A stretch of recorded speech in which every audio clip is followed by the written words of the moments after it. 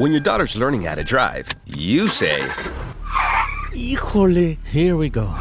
but what you should say is, Like a good neighbor, State Farm is there to help you choose the coverage you need.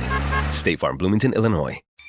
This is VOCM Open Line. Call 709-273-5211 or 1-888-590-8626. The views and opinions of this program are not necessarily those of this station.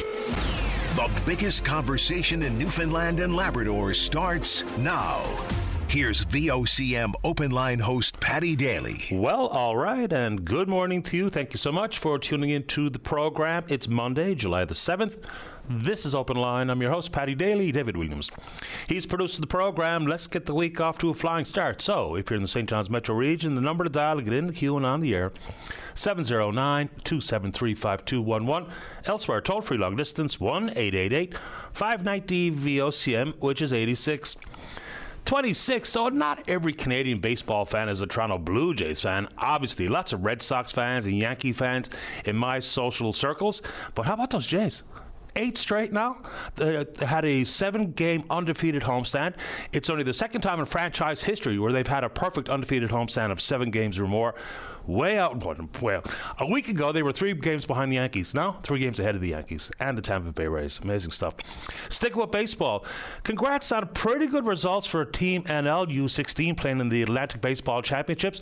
Both on the boys and the girls side came up short against Nova Scotia in the championship. And remember, for the first time ever, girls will be playing in their own baseball division in the Canada Summer Games coming up here. And to that end, I'm planning on going to the rooms to take in the 1977 Canada Summer Games exhibit that's there. Looks like there's some pretty cool memorabilia to have a gawk at, so I plan on doing that. Maybe you'll do the same. Couple of other quick notes. So, better results. Last week we talked about Team Canada at the U20 Ball Hockey Championships over in Czechia, in Slovakia. How about this? So, St. John's native, Andy Knight, hat-trick, including the golden goal in overtime. Canada on the way to the championship over the Czechs, in Slovakia. Andy Knight, the star of it. We're up 4-0 early on in the game. The Czechs came all the way back, but we win. Also on that team, Scott Kirby, goaltender from this province. Defenseman Matteo Rotondi, also part of Team Canada. For the girls, came up shy. Lost to Czechia in the final. Well, we have 7 members of that Team Canada from this province. Rachel Hardy, Molly Gill, Abby Fleet, Brooklyn Kitchen, Hayley Ryan, Julia Butler, and Cassie Drover collected silver in the World Championships. It's amazing how many good ball hockey players we've produced in this province. Cool stuff. One more sport note. Well, maybe even a couple more.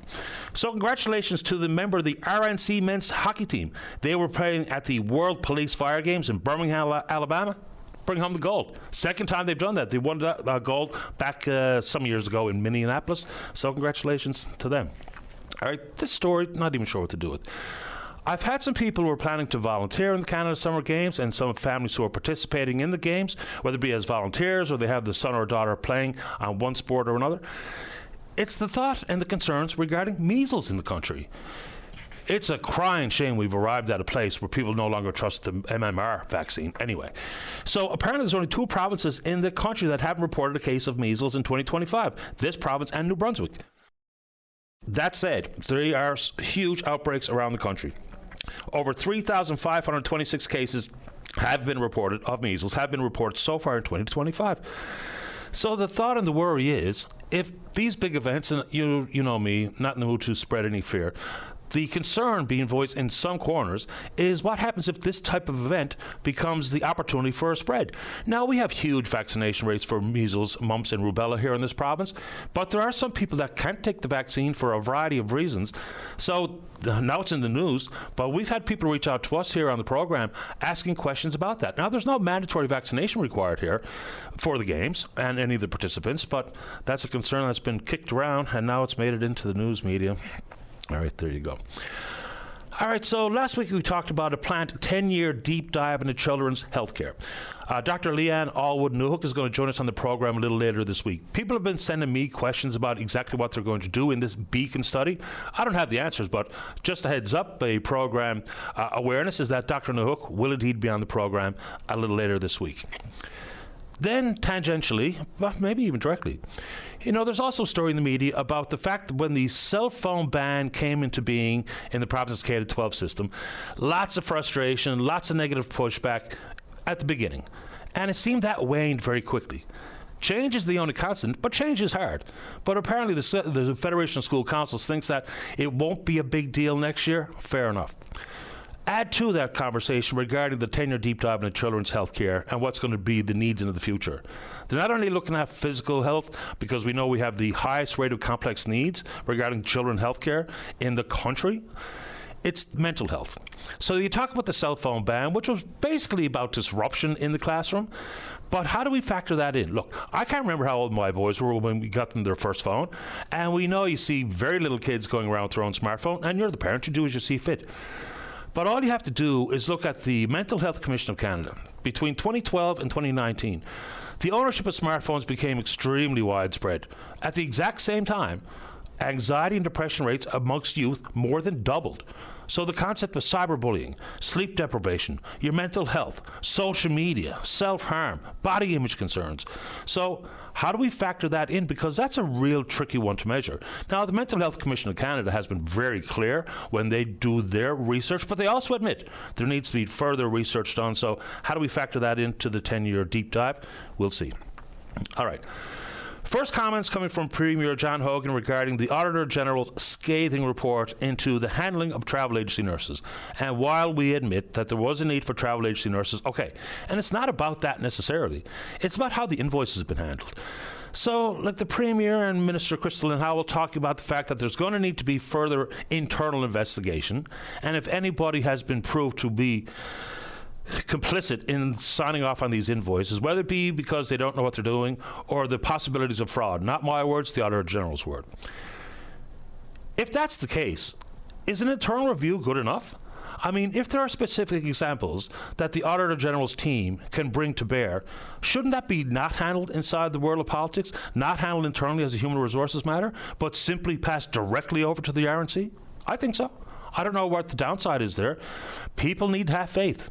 Faith is eroding in politics, in government, in public policy, in democratic institutions.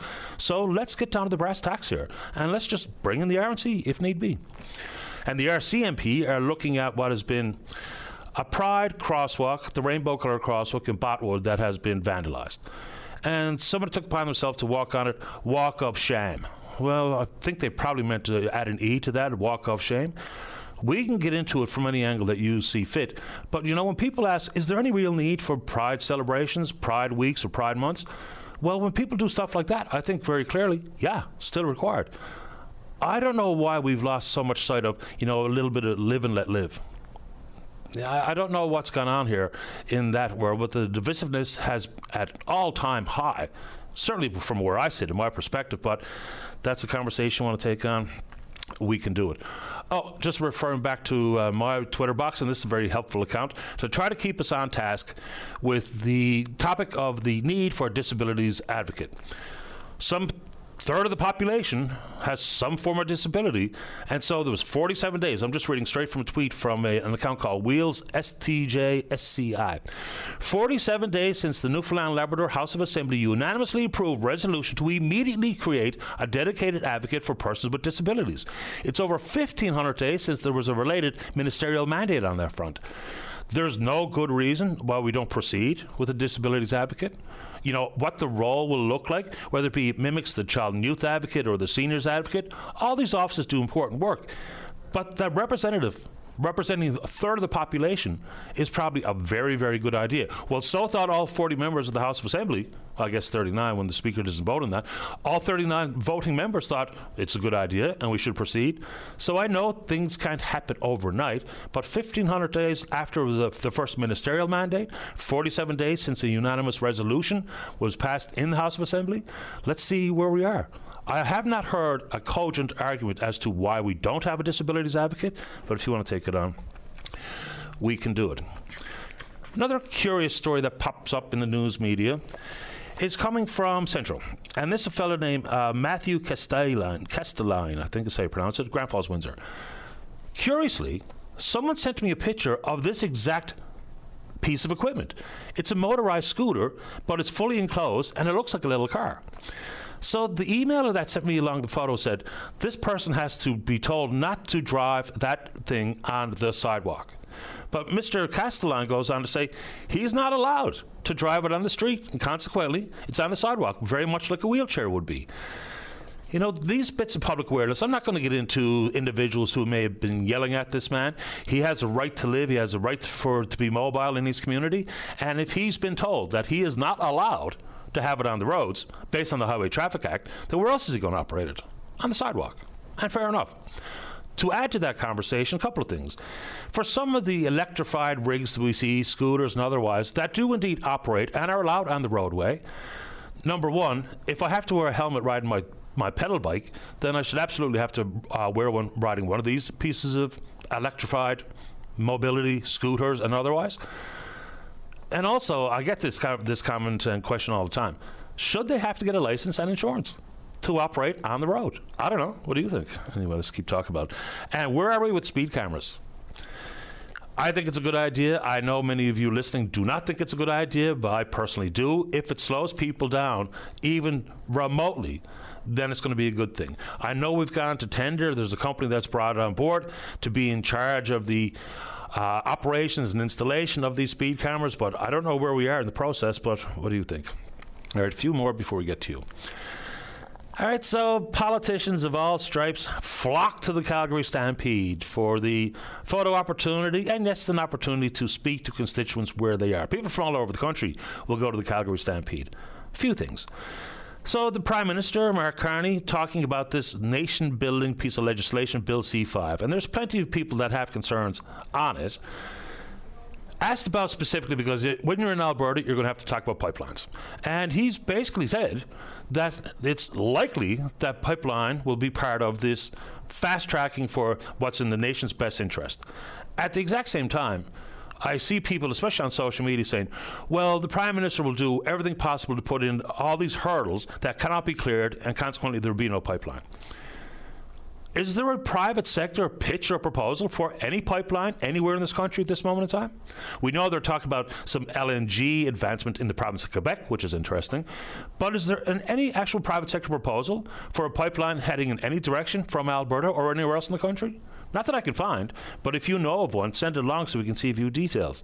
And then it's projects related to this province. There has been reference to oil and gas off our shores. And of course, the notable project that people are talking about is Bay du Nord. Yet to be the final investment decision by Equinor, the operator. And the question is what is our ask? What are we actually asking on that project? You know, I don't think we need the federal government to get involved dollars and cents directly. I don't even know if it's a good idea for the province to proceed with its need for a 10% equity stake. But here's where the question should be. It's in reference to Article 82 of the United Nations Convention on the Law of the Sea. So countries like Canada, outside of your normal continental shelf, to extract any offshore oil and or gas beyond 200 nautical miles, there's the need that the country has signed on to pay some royalties to the developing world. So when this first came to light, the federal government said, hey, we're not interested in paying this. And the provincial government said, hey, we're not interested in paying it, and the feds should. People were talking about the pettiness on both sides, but you know full well Equinor doesn't want to pay it. They didn't sign on to it. So there's the ask. If that's one of the stumbling blocks, and you have to imagine it's a key component of the negotiations with Equinor to see whether or not this project will proceed, is exactly that. The federal government, if we're going to be involved, and the federal government has signed on to the United Nations Convention of the Law of the Sea, then maybe the feds, in an effort to see this project proceed, that's exactly where they can play a role. The federal government created this issue. The federal government can resolve this issue. So when people say, what's the ask? Well, there it is. And any thoughts coming forward on the Upper Churchill and the Memorandum of Understanding and the potential federal government involvement in it, we can take it on. All right, a couple of quickies before we get to you. So we know, once again, speaking of Alberta politics, is the fellow who stepped down, the Conservative Party candidate who was successful in Battle River Crowfoot. His name is Damien Corrick. He resigned on the 17th of June. There will be a by-election on the 18th of August where Mr. Polyev is running. Some of the rules that are in place, and we seem to have lost sight, just depending on the party you support, whether or not some of these long-standing rules should be adhered to. People will wonder what Mr. Kurek was guaranteed when he decided that he would step down to allow for Mr. Poilievre to run in a by-election.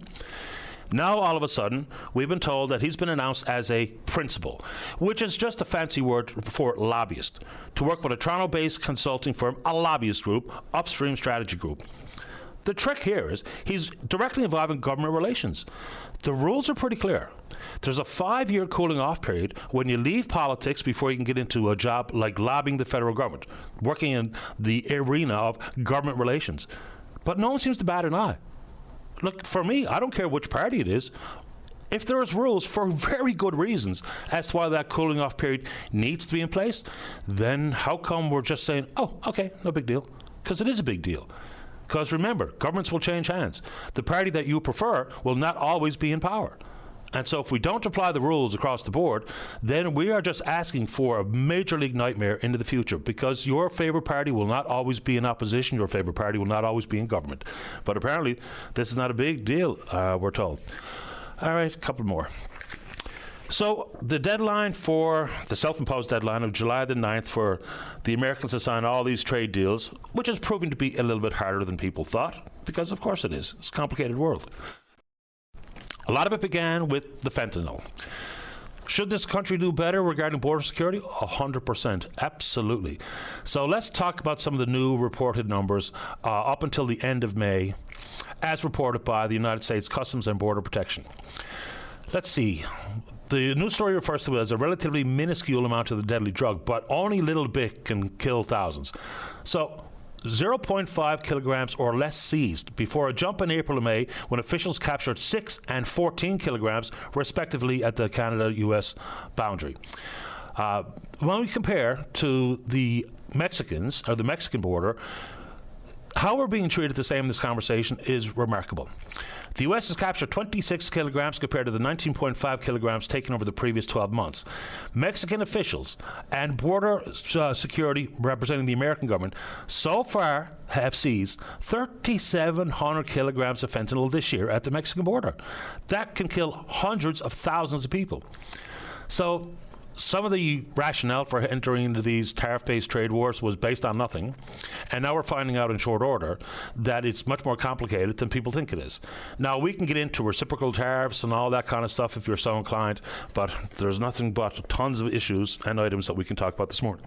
We're on Twitter. We're VOCM Open Line. Follow us there. Email address is openline@vocm.com. When we come back, let's have a great show. That can only happen if you're in the queue to talk about whatever's on your mind. Don't go away. Welcome back to the show. Let's go to line number 2. Good morning, Deborah. You're on the air. Hi, good morning. Good morning. I just want to talk about the organ transplant system here in Newfoundland a little bit. Okay. That's okay? Go right ahead. Okay. Currently, my boyfriend has to have corneal transplants. He has had one done, had to travel to Halifax to have it done. Now, there's a surgeon in St. John's who does it, but on the organ donor roster in Newfoundland, corneal tissue is not considered an organ transplant. So I'm advocating to have that changed, because I know many people right now who are waiting for corneal transplants. Some of them are quite elderly and have to travel to Toronto or Halifax to have it done, because she's only part-time, the surgeon. She comes from Toronto and has to bring the tissue with her. And this is why we cannot have a full-time surgeon in Newfoundland to do the surgery. We had that doctor on, Dr. Noor Nafal, I believe is the doctor's name, travels here. Just recently did the very first corneal transplant over at the Jackman's facility, I think. Absolutely, and that is the physician that we just finished seeing who asked us to advocate on behalf of having this change made in our province. This is not really directly related to what you were talking about, but I wonder how many provinces do have this covered on their transplant tissue list? All of them, except for Newfoundland and Labrador. Is that right? Okay. Absolutely. I reached out to my local MHA, Lynn Paddock, who said that he would be bringing something forward, and I don't know to whom, because I'm not very political, unfortunately, but I thought it was worth a conversation and to put it out there for people to advocate at. It's not cheap to travel to Halifax or Toronto to have this done. If you go to Halifax, you have to, if you fly, you are not allowed to fly back. You have to stay in Halifax for 2 weeks after having this transplant done. Mm-hmm. So that's quite costly. It's okay for people who have the income, but say a lady 80-something years old. I have a friend who just waited 5 years to have it done, went to Toronto, and had to stay up there for 2 weeks because she couldn't fly home until, I guess the problem is there's a gas bubble. That's quite costly. And I think with the amount of taxes and everything that we pay in our province, that nobody should have to leave the province and pay that out of pocket to have that done. Fair enough. Plus, we have a really low number of donors in this province. We have there was a story in the news not long ago, Jonathan Hickman, who received a kidney from one of his siblings when he was very young. I mean, up until this point of this year, I think there's only been fewer than 5 kidneys that have been donated by someone in this province. So, and I know not everyone can donate, and I know there's circumstances surrounding people's death that has to be satisfied to be an actual donor. But we probably need to do a lot better, whether it be adding corneal tissue to our list, because there's also the need to create an eye bank for that, right? So it's not as fundamental as simply saying that we can add it to the list, because I believe Dr. Nafal brings the tissues from Toronto's eye bank. So there's a lot that has to be done for that to be performed consistently here. Absolutely, I agree. Okay. I just wanted to put it out there, and not only that, there is a program in our province. Is called Medical Transportation. MTAP is the acronym for it. MTAP, yeah. And and you know what? We availed of that service. We did submit, and it took us almost 3 months to get reimbursed. So if you have someone that's on the lower income scale or the senior scale that is trying to avail of that service, that's a long wait time. Yeah, I mean, inside the province, especially when we talk about people traveling from Labrador, if you have a doctor's appointment or whatever, have a procedure scheduled, and we know we're going to reimburse you, maybe some of that can be done up front, as long as you prove that you actually traveled for said appointment and have a letter from the doctor or the surgeon or the clinic or what have you to absolutely ensure that you did receive the medical assistance or medical treatment that you were saying you were getting. There's a way that we can do this a little better, because just talk about the corneal transplant. 2 weeks up along is not only a lot of money, not everybody has 2 weeks available for that kind of stuff either. So, this is a conversation worth having. I'm glad you called. Yes, well, that's good, because I don't think a lot of people are really aware. And in regards to the reimbursement program, it's a great program. Don't get me wrong. I'm not complaining. We're lucky to have something like that available. But the problem that we encountered with it is they kept asking us the same questions over and over again. We need a letter saying that this surgery is not available in the province. I know that I provided that 3 times. I don't know what the issue was. And at the end of it, when I was calling the doctor's office in Halifax asking for all these letters, they just said, okay, you know what, you're going to have to start paying for all these letters. So, what do you do? It's really hard. It should be easier than that. I mean, number one, they should know that this surgery is not available in Newfoundland. And once you get your letter saying, yes, this guy had to come here for this surgery and it was performed on this date and whatever, it just seemed to make it a little more complicated than it needed to be. And for me, I can take care of that type of thing, but there are people, because most people who need corneal transplants are of the elderly age, don't know how to go about doing that stuff to get reimbursed and different things like that. Fair enough. It's an interesting topic. I'm glad you called on this morning. Thank you, Deborah. Thank you very much. Thanks for listening. My pleasure. Take care. Have a great day. Bye-bye. You too. Just that friendly reminder once again, if you're listening and you would indeed be willing to be an organ tissue donor, but you have not yet registered to be one, go through MCP. And importantly, sit down with your family and make them aware of your intentions, because I'm sure there's plenty of people listening that just have not taken that extra step. And speaking with Deborah and talking about the effort had to put forward to get reimbursed through the Medical Transportation Assistance Program, fair enough, government doing its due diligence. All right, I get it. Contrast that to how flimsy it was when we talk about the invoices regarding travel agency nurses. Isn't that interesting? Someone who had a specific medical need that was satisfied by traveling out of province to get a corneal transplant can prove it all, and still takes a while, and still some hoops and hurdles that have to be cleared. And travel agency nurses, invoices for things that were not even part of the contracts, electric vehicle rentals for people who apparently weren't even in the province, Too bad we couldn't have for that level of diligence operated on those invoices. Let's see here. Let's take a break. When we come back, plenty of show left for you. Don't go away.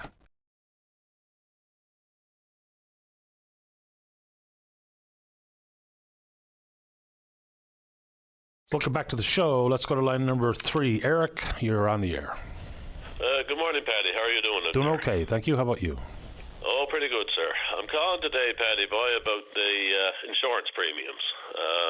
Calling specifically about my auto and home insurance. And I pay monthly, of course, and I just had my renewal come by email. And I noticed there now that it's going up just shy of $100 a month. And I find that's going to be a lot. I did call the company. It's a big company. I won't name it, of course, but it's a big company that's after taking over a lot of other smaller companies over the past few years, right? They're big right across the country, as far as I know. But anyway, I called this lady. She was very nice, but obviously she was told the company line, to say that, because of all these floods and fires and thefts and so on and so forth, that, that's the reason for my insurance going up. I haven't had a claim. I haven't had any driving convictions or violations. And, here on a fixed income, and I really want to make your listeners aware that when their insurance, becomes up for renewal, that they should check. However, I don't think there's much you can do. You can probably shop around, look for another company, and so on and so forth, but it seems like your hands are tied in it, Have you had any callers voicing their concerns about this, Paddy, or what? We have, and I'm in the same boat you are. I don't have any claims against my property and or my vehicle, no tickets, no collisions, no nothing. My premiums are up. And the reason is, it's not only because of all the payouts, whether it be for floods or fires or whatever, is we're all in this one big actuarial pool in Atlantic Canada, is my understanding. So we can do very well and have a clean driver's abstract and no problems with the house, no claims against it. But because we're in that big pool, that I'm paying for other people's issues and other people's problems. I get the concept of the collective benefit of people being insured and all the rest of it, but I'm with you. I'm in the exact same boat. My premiums are going up and nothing that I did is causing it. Yeah, and this lady that I was talking to, again, she was very nice and, and very knowledgeable and so on and so forth, but she referred to my postal code, right? And I'm living in the Clarendon area, and like I said, the postal code is the alarm bell that the criteria that they look for, I guess, And I asked her, well, what's going on in this area? Well, she said, she didn't really know what to say then, right? But she referred to the fires at Adams's Cove there a little while ago, and she really got specific with the climate change thing and so on and so forth. We just talked about that, of course, but I think these companies should be trying to not hurt these people that like us who haven't had claims. God forbid if you had a claim, sure, my gosh, you wouldn't be able to afford to have insurance again. And I can see why people don't have insurance, not for driving, I suppose, but you're taking an awful chance and risk to not insure your home. But my gosh, I don't know how people are going to afford it. Paddy, it's gone crazy, Yeah, the area code issue is an interesting one because that's exactly how the actuaries break it down. You get lumped in with everyone in your area code, and we even get lumped in with the rest of the Atlantic Canada in some form. For what percentage of influence, I'm not entirely sure. Here's a good one, though. This is not last year, but it was a couple years ago or so, where on top of all the claim payouts that had to be made by insurance companies, they also said the quiet part out loud. Their investments didn't do as well as they anticipated. Well, that's got nothing to do with me. That has nothing to do with the insurance business. If the insurance companies want to make investments outside of their own arena, then whether or not they get the anticipated return should have absolutely zero to do with setting the premiums. We can talk about the actuarial pool, whether or not that's fair, but coming up short in your own investment dollar, that is absolutely ridiculous that I would have to pay one iota out of my pocket to cover your unanticipated revenue fall or drop. It's ridiculous stuff. And I got lots of buddies in the insurance business. I'll get some saucy notes here now soon, but so what? Yeah, and I think, they wouldn't be in business unless they were making money. No doubt they're paying out more, but I mean, they're still into it to win it. They're still making a fine profit, I would say, even though with these claims, So I think they should be trying to help their customers who, you wouldn't mind, I suppose, you always mind an increase, but I mean, in my case, it's gone up 30%, right? And, $100 a month on a fixed income, I mean, it's totally crazy. It's bad enough that you go to the grocery store and you're getting that, but all these things are adding up, and of course our incomes are not going up at all. And like I said, these companies are making huge profits. Newfoundland Power comes to mind as well too, but we won't get into that today, of course. But I'm calling about insurance. But you can shop around. But just want to let your listeners know there, Patty, that if their renewal's coming up, probably they should check into it. Maybe shop around a bit if that's possible. I don't think it's quite possible, but like I said, if it's government regulated, which I understand it is, I suppose it is it? I mean, is it government regulated or what? It is a regulated industry, but the government does not get involved in setting premium prices. So there's a difference inside of how things get regulated. I know the company you're talking about, and just for context, when you say they're probably doing pretty well, yeah, they are. Fourth quarter 2024, the company that I'm pretty sure you're talking about, their share price increased 29%. Their net income for the year was over $2.3 billion. Yeah, well, there you go, Steve. I mean, it's crazy, but that's it, I suppose. I just want to put it out there, Patty. I appreciate you taking my call today, sir. I appreciate your time and understand your concern, Eric. Thank you. Thank you very much, sir. You're welcome. Bye-bye. Bye-bye. Yeah, I think everyone can kind of guess what company that is, but anyway. Let's keep rolling. Line number 1. Navjot, you're on the air. Hi, Daddy. How are you this morning? I'm doing okay, but the phone line is not cooperating. Let's just put them on hold, see if we get a better line. Line number 4, caller, you're on the air. Good morning, Patty. How are you? Very well. How about you? I'm pretty good. Patty, I was talking to you several weeks ago, and strangely enough, after your first caller, it has to do with insurance. And, of course, everyone's rates are going up. But my, in particular, situation with it was with a company in which they leaked my private information on 2 separate occasions. Once they actually sent it to someone else, as well as sent me someone else's information. And the second time, they sent information in the mail where the envelope wasn't sealed, and my documents were hanging out when I picked it up at Canada Post. Now, you gave me some information at that time for insurance the insurance ombudsman. I left several messages. No one ever got back to me. I called several law firms about this, and I guess unless it's a big class action suit, they're not interested. It's not worth the while. However, that being said, I did call the insurance company in question back, and they have dug into heels even deeper. They have threatened me, actually, because when they sent me another gentleman's information, which contained his phone number, address, policy number, insurance ID number, all this information from a gentleman outside of Newfoundland. I have all this information. They wanted me to get rid of it. And I said no, because this is to show that what I'm saying is the truth. I have no no plan to use his, information for anything, just to show that you guys made a huge error. I still don't know. They won't tell me or can't tell me where my information ended up. Now, since I've been talking to you twice, I've had my bank account hacked. Whether it's related to that, I can't say.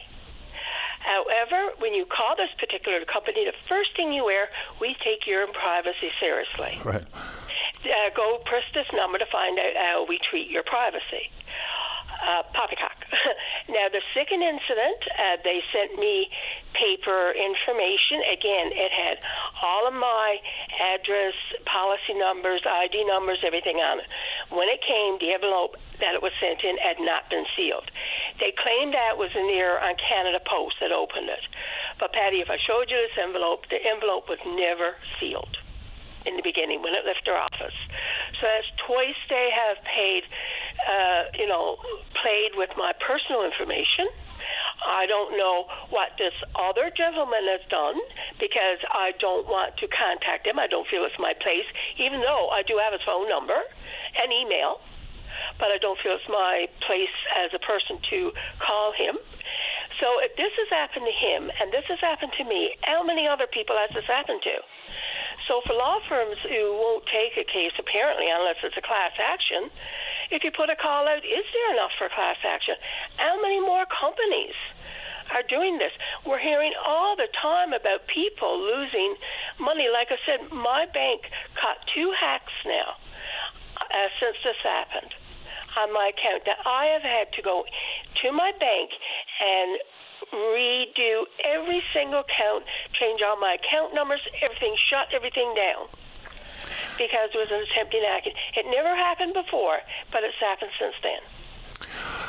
I'm really sorry to hear this. Just a couple of questions. You say that you have the information for this other gentleman and you don't want to reach out to him.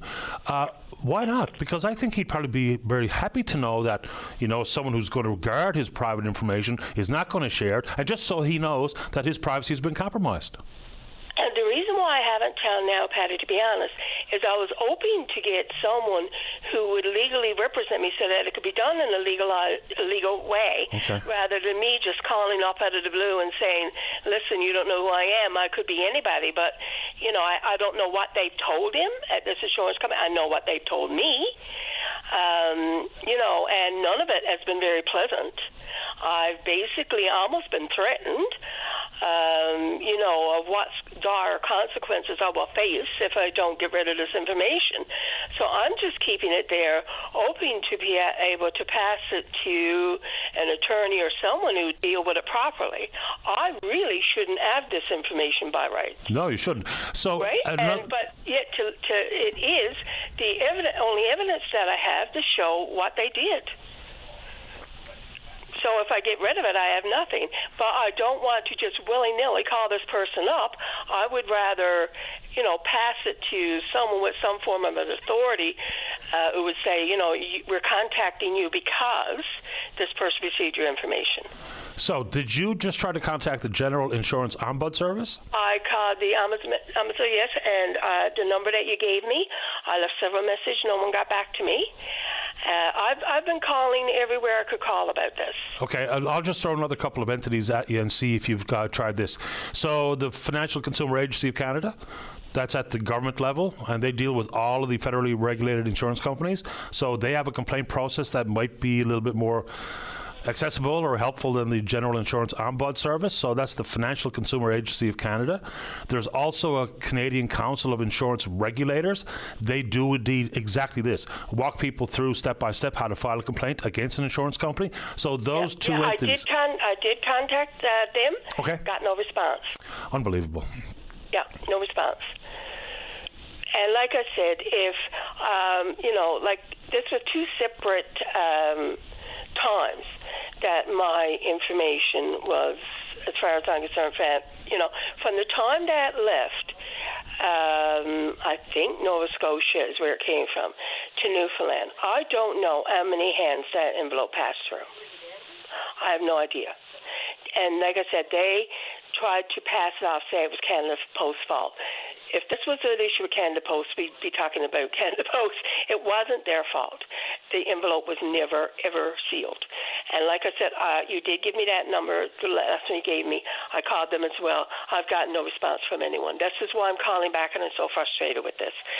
It seems like every avenue that I've tried, even, with regards to calling up and a couple of attorneys. Either they don't will deal with these issues or they haven't gotten back to me. So, and that's the only reason that I have kept this gentleman's information, because I don't want it. I have no intention of ever using it, but I wanted to show, if someone were to contact me, to back up what I'm saying. Fair enough. I understand your concern. Sometimes when I try to point people in the direction where I think is appropriate, and I try to give them contact information, and then they get back to me saying they have no luck with that entity. I mean, these regulators, these offices, the Financial Consumer Agency of Canada, the General Insurance Ombuds Service, they're there for a reason. To not get a response from these government agencies who are responsible for the oversight and monitoring of federally regulated industry is galling. It also makes me feel like an idiot for putting you onto them and you not having any luck. I mean, like this is why I'm calling back to let you know that I didn't have any luck. This is still outstanding. No one is prepared to deal with this, but yet we're hearing all the time, oh, this hospital had a privacy breach, and then all of a sudden, if you're a part of this, call this firm, we're going to take them on. And, this whatever other institution or school or what have you. And it hits news because this is serious stuff. But when it comes down to one individual, it seems like it's not important. And yet it is. And remember, this is not one individual. This is myself and this other gentleman. And we don't know how many more this has happened to who's, I have been threatened by them, to be quite honest. So I don't know who else has been intimidated and just walking away from it and just letting it go. It's highly unlikely that it's just you and this one other fellow. That much we know for sure. I feel the same way. And like I said, from the language that I got, the tone that I got, the yelling that I was subjected to, the threats I was subjected to, that stuff don't bother me. But a lot of people it would, and they would probably drop it. So I feel they're being either not calling, not receiving any satisfaction, or being intimidated into dropping it. In a world where all of everything we have, all of our finances, everything is out there. And it's so easy to access, it doesn't take much information. And it's a good Patty, point. I mean, if I had been given this information and the name on it had been Patty Daly, I could look up a lot of your personal business with the information that I was given regarding this gentleman. And somebody else out there has the same information for me. I understand your concern. Please do indeed let me know if you make any headway, period, on this one. I'd be curious to know. Thank you so much, Patty, for your time. I appreciate it. I appreciate yours. Good luck. Bye-bye. Bye-bye. She makes a good point. If this was en masse, then, of course, it would trigger some action and investigation and loopholes to be closed, hopefully. But when it's an individual, it's a little easier for any big organization, government or otherwise, to kind of, let's take a break. Don't go away. Welcome back to the program. That call you wanted me to take, Dave, just dropped out. Do you want to get that back? Because I think this person has an interesting point to make. And this is about insurance premiums. As you hear me say, I'm never really surprised as to what piques the interest of the listener and then consequently becoming an emailer or someone sending me direct messages on social media. Since the caller was talking about the fact that he has no claims against his policy, home or auto, and yet premiums are going up, let's just say round number 100 people send email or private message with the exact same point to make. Let's see if we can get this caller on 4. Caller, you're on the air. Good morning. How you doing? Best kind, you. Good. I wanted to comment on the gentleman that was calling about his insurance going up for his house or vehicles. Yep. I bought a new vehicle and my insurance went up due to the fact that I bought, not knowing, a high-risk stolen vehicle. Do you mind saying what type of vehicle you bought? I bought a Hyundai. Okay. Interesting you say that. Most of the vehicles that are being stolen are like Lexus, Toyota, Honda CR-V. They're all high-end vehicles. And they're driving up the insurance. It's certainly part of it. You're 100% right. There's a website called Lower Rates, and if you look at it, it'll give you a guesstimate about how much your insurance will cost. They compare manufacturers. So the domestics, as we refer to them, the Chevs, the Fords, the GMCs, generally speaking, have lower rates than the Nissans and Hyundais and Toyotas of the world. And it's based on how many people are stealing those types of vehicles. Add to it. Then there's issues not only about theft, because you're 100% right, that has an impact. Sports cars, with the likelihood of an incident or an accident, higher premiums. Vehicles that are really expensive in and of themselves, and maybe vehicles that have parts that are hard to find, and premiums go up on that front too. So it's a good point. Okay. Yeah, I just wanted to let him know that. So another thing I wanted to say before I say that is, why, when I went to buy a new vehicle, did they not tell me your insurance is going to go up because it's a high theft vehicle? Why not? All about ripping off the public, I guess. Well, they're certainly in it to make a sale. Whether or not they should be obliged to make reference, because, for me, I'm going to shop around and have some consideration about what my insurance might be. I just got a new vehicle. My other vehicle just gave up the ghost, so I had to get something new. And when we looked at 3 different cars, I made, a call to my insurance company to ask, is there any real difference coming in insurance premiums? And there was. Now, I picked the one in the middle. I didn't go for the cheaper one just because. But, it's a good point you make there. Okay. I just wanted and as well as the keyless entries, real problem for theft. Real problem. Yeah, well, the trick there, and we've made that warning here on the show before, so there are things people can have in the palm of their hand to mimic your key, and they can do it right through your front door. So the advice being given is, don't put your keys, like how many people in their front porch, they have a little basket or a bowl where they put their keys. But if it's too close to the front door, someone can copy your keys. So that's also a very fair warning. I hang my keys above my headboard in the bedroom. Always. Because I can hit the door alarm, I can do whatever I like from my bed at night. Yeah, I never even thought of that. I just make sure I don't leave it too close to the door so that I wake up and my keys, the car's gone. I got a hook right above my headboard, and that's where they hang. That's an interesting use of the headboard. Yep. All right, well, you have a good day. You too. Thanks a lot for the call. Bye. All right, bye-bye. I'm sure until it happens to you, people probably aren't aware of that, but that's a story. How prominent is vehicle theft here on the island? Not as much as on the mainland. Obviously, now people are getting their cars stolen, make no mistake. But if you have a keyless entry, it is worthwhile considering how close you leave that key to your front door, how close you leave that key to even the front window. Because whatever they use, I don't understand the technology, but they can copy your key from a bit of a distance. So if you have a keyless entry, which most vehicles, new vehicles these days do, that's probably worth considering how you deal with your own key when you come home. Let's take a break right on time here. When we come back, we'll talk about immigration. Glenn's got an issue dealing with the government. Tom wants to talk about a housing program that has been approved. Where? We'll find out. Don't go away.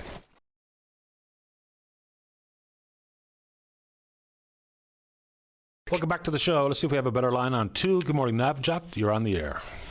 Oh, hi, Patty. How are you this morning? Doing okay, thanks. How about you? Okay, I'm okay. I'm really frustrated, and I just want to rant. So please let me, okay? I hope you don't mind that. Go ahead. Okay, so I just want to, I think we spoke last week, I just want to revamp my story. So I moved to Newfoundland last year, right? And last year in July, and that time I was eligible for AIP program, Atlantic Immigration Program. I was eligible. I met all the eligibility criteria. Everything was perfect. Everything was stellar. And so I started working for Mary Brown on a Black Marsh Road. Mila Foods is the name of the company. So I started working for them. So for my application, this is like a big chunk, this is like a big portion of paperwork you need from your employer, right? So I was like, hey, I'm eligible. Can you guys give me the paper so I can file my application? And they were like, no, we understand you're eligible, but you have to work with our company for at least 9 months, even though I was eligible, so that before they can help me with the papers. So I didn't have any other choice, and clearly they want to take advantage of my situation, right? Because I wanted those papers. I was vulnerable in that situation, and they wanted to take, they want me to retain themselves. They want me to retain for them for a longer time, right? So they were like, even though you're eligible, we can't help you. It's our company's policy. You have to work with us for 9 months. So I said, okay. I started working for them for, even if I didn't have to, but I started working for them. So in October last year, Mark Miller, our third or fourth last immigration minister, decided to, start lit the fire in the House of Commons and basically, burn all the temporary foreign workers across the country. He decided to, slash those numbers down. So that happened, and at that time I was still positive. I was like, you know what, that's okay. Maybe I won't be getting impacted because, there were certain schemes which were getting impacted. So I still continued to work for Mary Brown because I didn't have any other choice. So in February this year, AIP, which is Atlantic Immigration Program for Newfoundland, they made some changes. And earlier it was like first come, first serve. So you put your application. If they look at your application, and if you're good, you're good to go. Like no problems.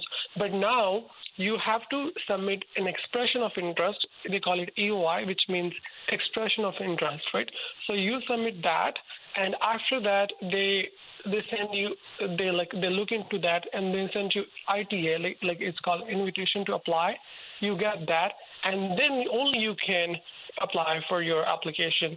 So that means a lot of people don't even have a chance to apply for it. So there's a bunch of questions in your expression of interest, right? And so they will look into those, and if they think, oh, you're a good candidate, so they will send you an invitation. Then only you can apply.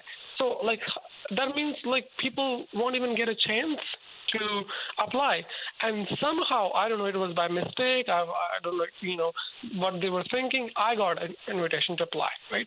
So I got an invitation. I was lucky. I was like, you know what? Oh my God, perfect. I'm good. I'm set. So I applied, and within few days, not even 2 days, my application was closed. So usually you're assigned officer. No officer was assigned to my application. They just closed my application. So I contacted the department. I was like, hey, why my application is closed? Because as per I know, I met all the requirements. Everything is good in my application. My language results are good. My job duties are good. My experience is good. My employer is designated. My work visa was valid that time, and my study is valid. Everything was perfect from my side. So I was like, hey, and they said, so they said there's one additional requirement that you have to work in Newfoundland for 1 year before you can apply. And that policy didn't exist until last year, until February this year.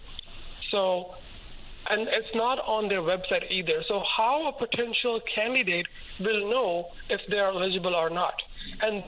And because of this EOI system, they can pick whoever they want, and they can pick, so how, let's say if I'm a candidate and I want to stay here and I want to, establish myself here in this province, how can I improve?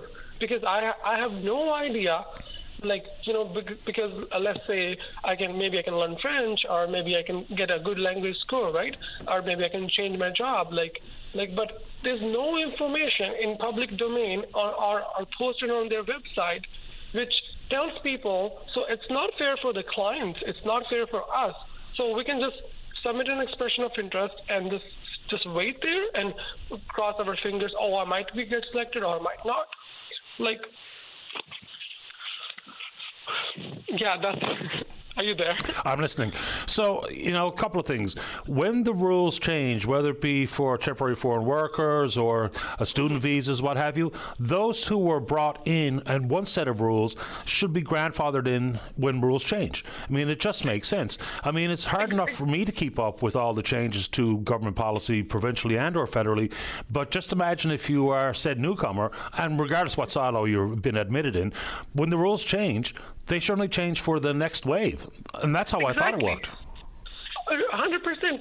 So what happened was, so after COVID-19, there was no money in the economy. There was so people were during COVID, the EOI took all the money, EI, right? There was no money in the circulation. They wanted money. They want people from other countries to come here, go to restaurants, go to shopping, spend those money, those money, at different levels, and on shopping or dining, on tourism. So because clearly there was no money, so they opened the gates like floodgates. They eased up so many visa restrictions, and people took the advantage. People took the opportunity, and people came. And now they're saying, "Oh, too many of us." Who gave us visas? Your own government issued those visas. Who issued the study permit? Who issued those work permits? When you were issuing those, doesn't the CBS say, doesn't the IRCC have the record? Like what they were doing at that time?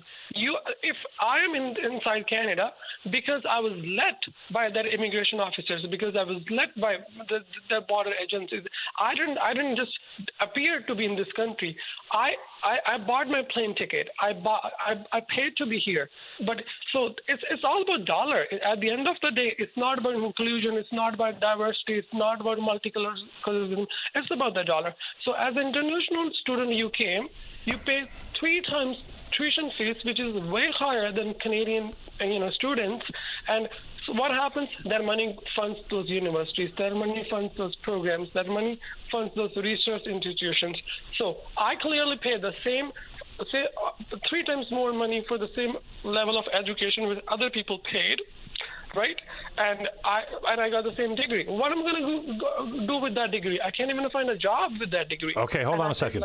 So going through a department, a federal department, is a tangle at the very best of times. What you really need to do, if you're so inclined, is you need to get someone working on your behalf, like a constituency assistant at one member of Parliament's office or another. So dealing directly with the department is going to be difficult. So I'd try to get someone also working on my file, if that's something that you're interested in. So I'd call my member of Parliament, get someone from their office, explain to them what you've explained to me, and see if they can do anything to help you. No, 100%. So what happened? So I was talking to MP Miss Turban office, and they reached out to them on my behalf to that office. But that guy doesn't listen. He treats, like, I'm not going to say the name. He treats me like a piece of shit. Okay, so at the end of the day, what exactly happened was Mark Miller, so we have 4 immigration ministers in 1 year. Like, is this a joke? Like, 4 immigration ministers, they can't even find one good person for that role. 4 immigration ministers in 1 year. How are they going to fix the problem in this country while they can't even find a good person to have that? And so they're too busy, and they complete French. Like, how many Canadians speak French? Like, seriously? Like, half of the government employees themselves don't even speak French, and they're asking us to speak French. So I'm not even sure what that means. Anyway, I do have to get going, but if I was you, I'd call an office belonging to a member of Parliament. You had your chance with an uninterrupted rant. I do have to go. That's my one tidbit of advice, and I wish you good luck. Okay, sure. Thank you. You're welcome. Bye-bye. All right, let's take a break. Those in the queue, stay right there. Don't go away. Welcome back to the show. Let's go to line number 1. Tom, you're on the air. Good morning, sir. Good morning.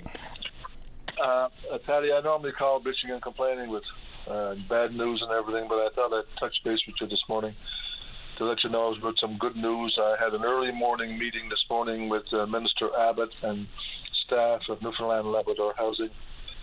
And after a long period of time, we finally got tentative approval for the construction of the 6 housing units at the hub. So I'm over the moon today, really, really pleased with this. And it's the best news we've had at the hub in quite a period of time. Just describe to the listener exactly what's been approved, or tentatively approved. Tentatively approved right now for the construction of 6 bed-sitting units at the hub. These will be, of course, fully furnished units, a big common area, a couple of TVs, cooking space, bathrooms, those type of things. Just a space for people to go and be comfortable and in the center of the city where people want to be So, yeah, it's going to be a great space for 6 people to hopefully get good modern accommodations. How are you going to go about selecting or picking the people that will be able to avail of these? Well, we had this discussion this morning at the meeting, and what our tentative approval is to we'll be seeking applications next year for people who want to go in there. But essentially, what I'm proposing is that we're going to put these people in a room together and close the door, and I'm going to say, guys, I want you to get to know each other, and I want you to sit, and I want you to vote, and I want you to vote who the 6 people that you want to live with, and come up with the people, because I don't want to choose. I don't want to live with you, Patty, and you don't want to live with me.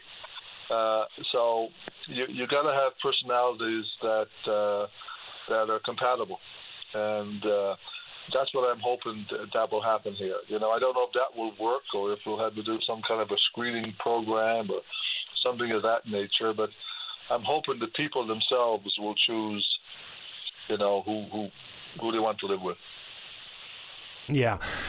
And then it comes down to things like, how will this be different, for instance, say, for an emergency shelter or some of these things where we have some issues pertaining to substance abuse and violence, what have you? Is there a plan for some security or monitoring? We want people to have some level of independence and don't feel like Big Brother is looking right over their shoulder all the time, but you also want it to be a safe environment.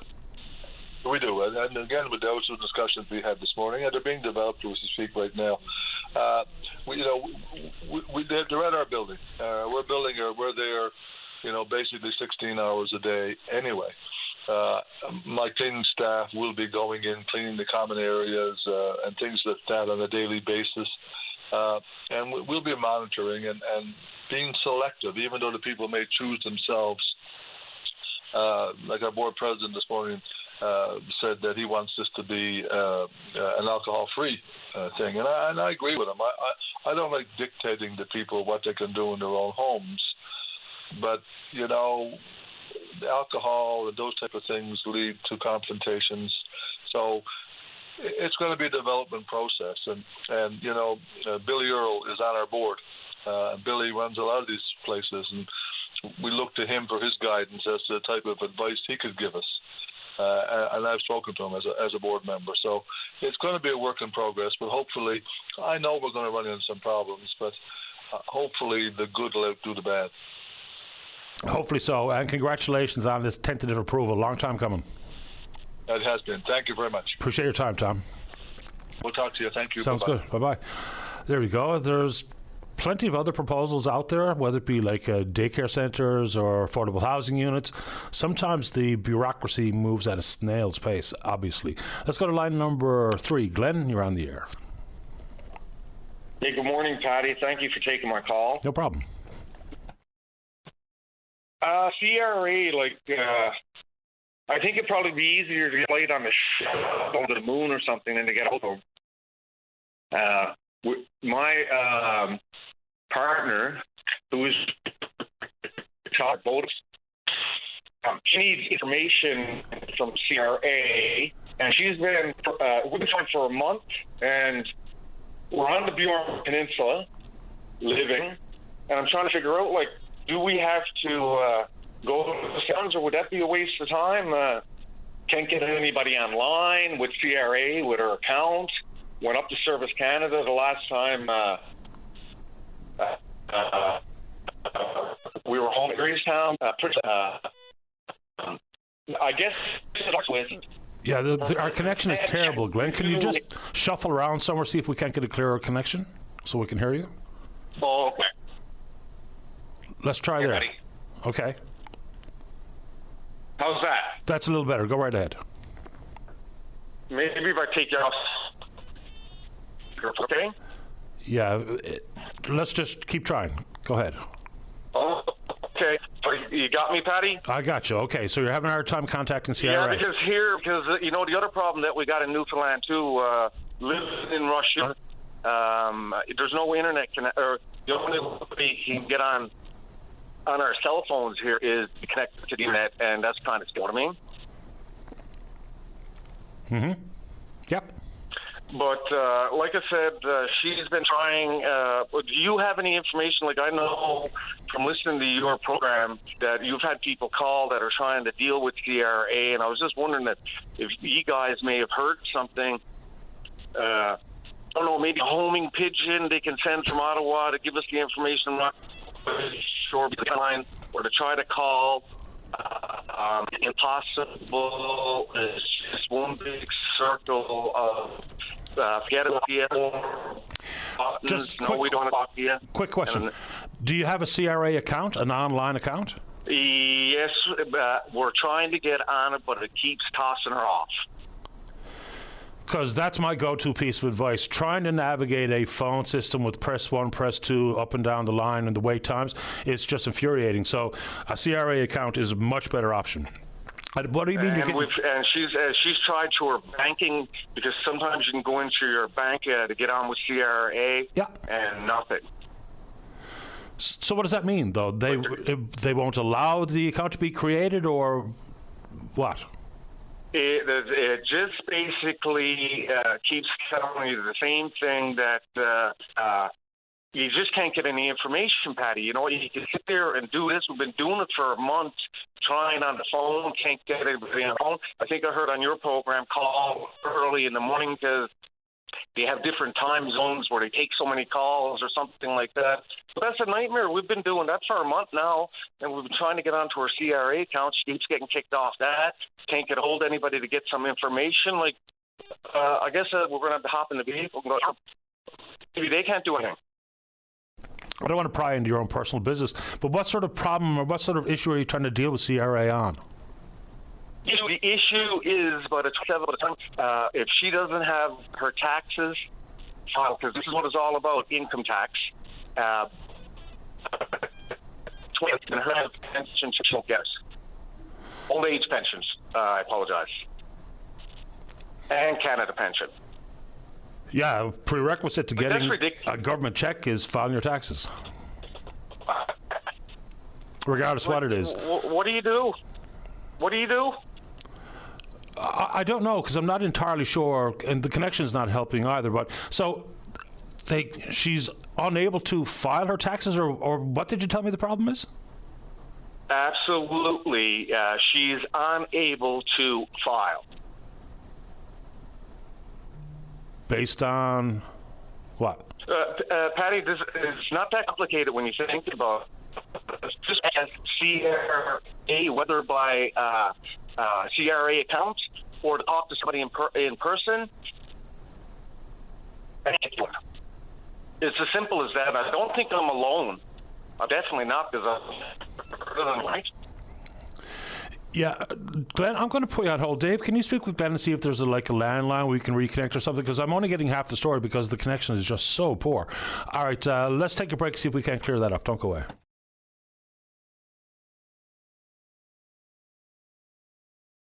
Welcome back to the show. Let's go to line number 5. Good morning, Todd Perrin. You're on the air. Morning, Patty. How you doing this morning? Great today. How about you?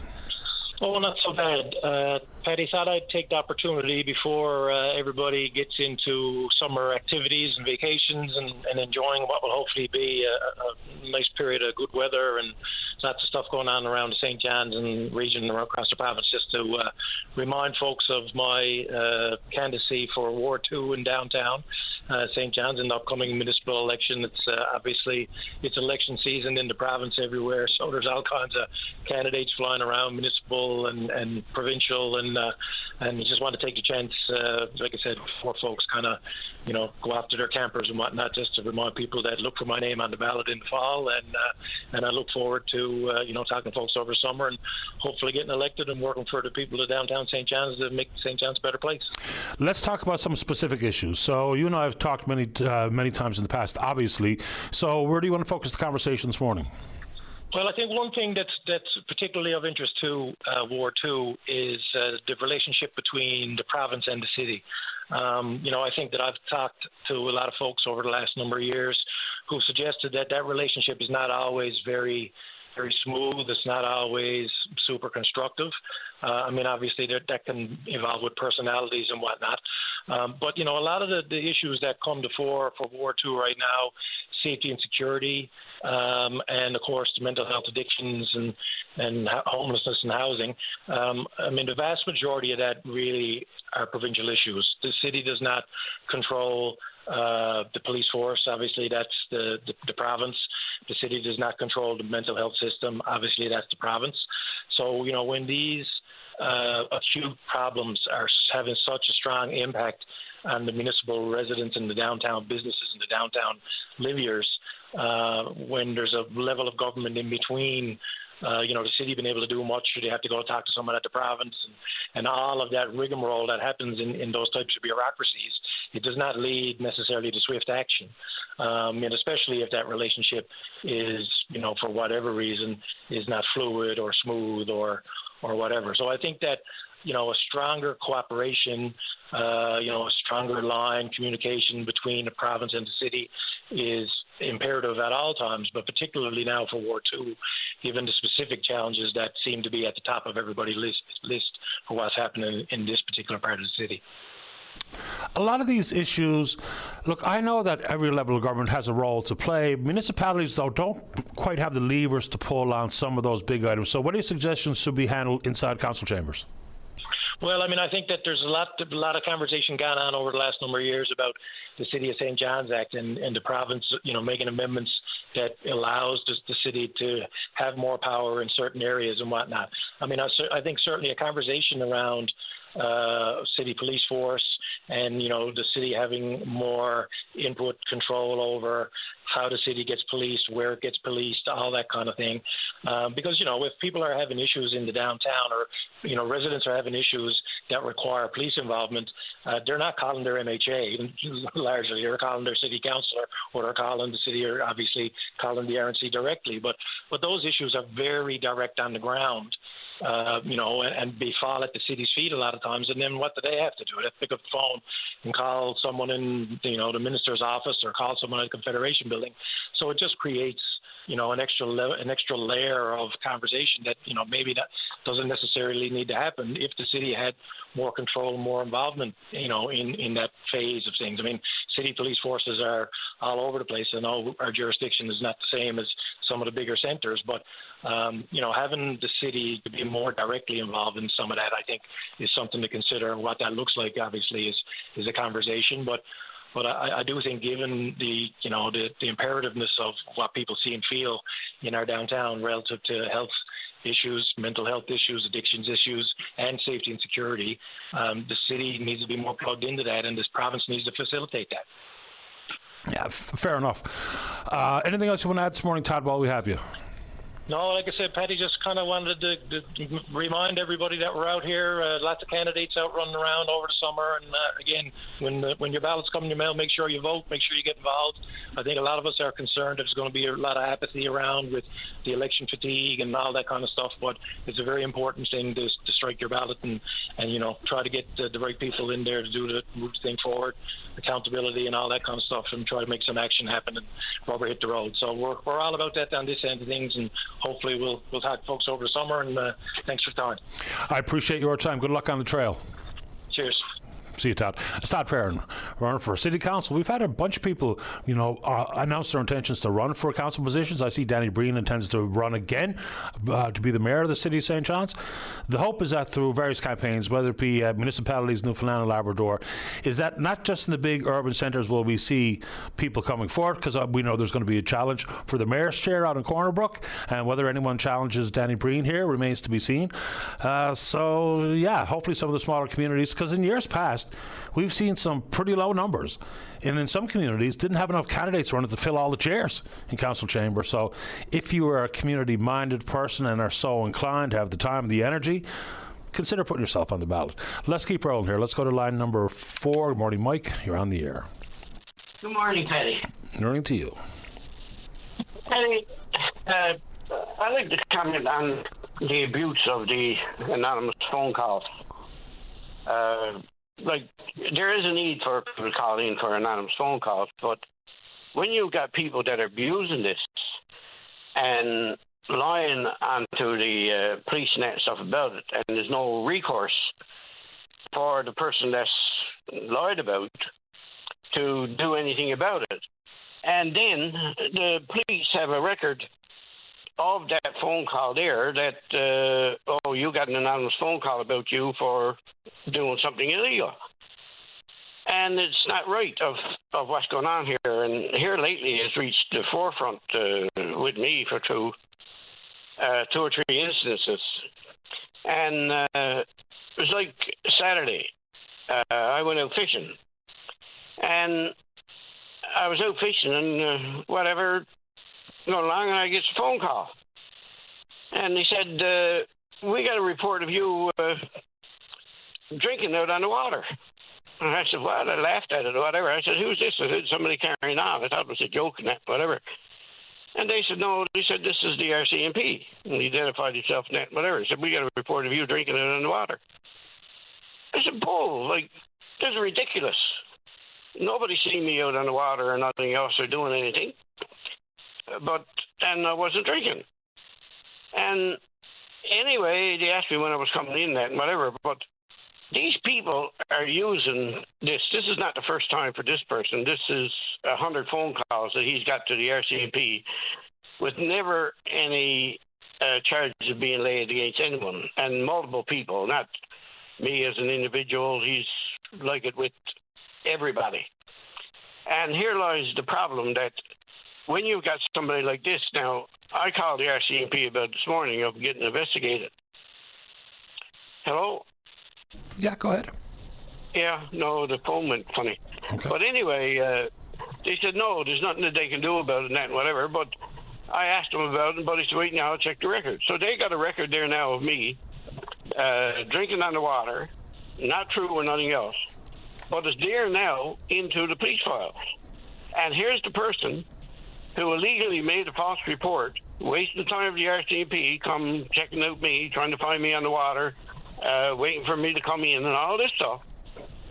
And all for nothing. And, you know, like, there's no protection here.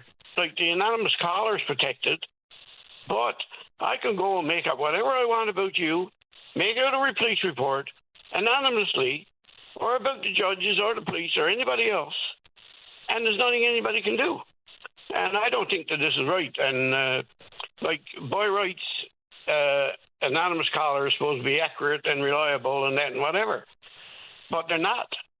And they know this, but now I've got a record on my file that I was drinking on the water, and not true.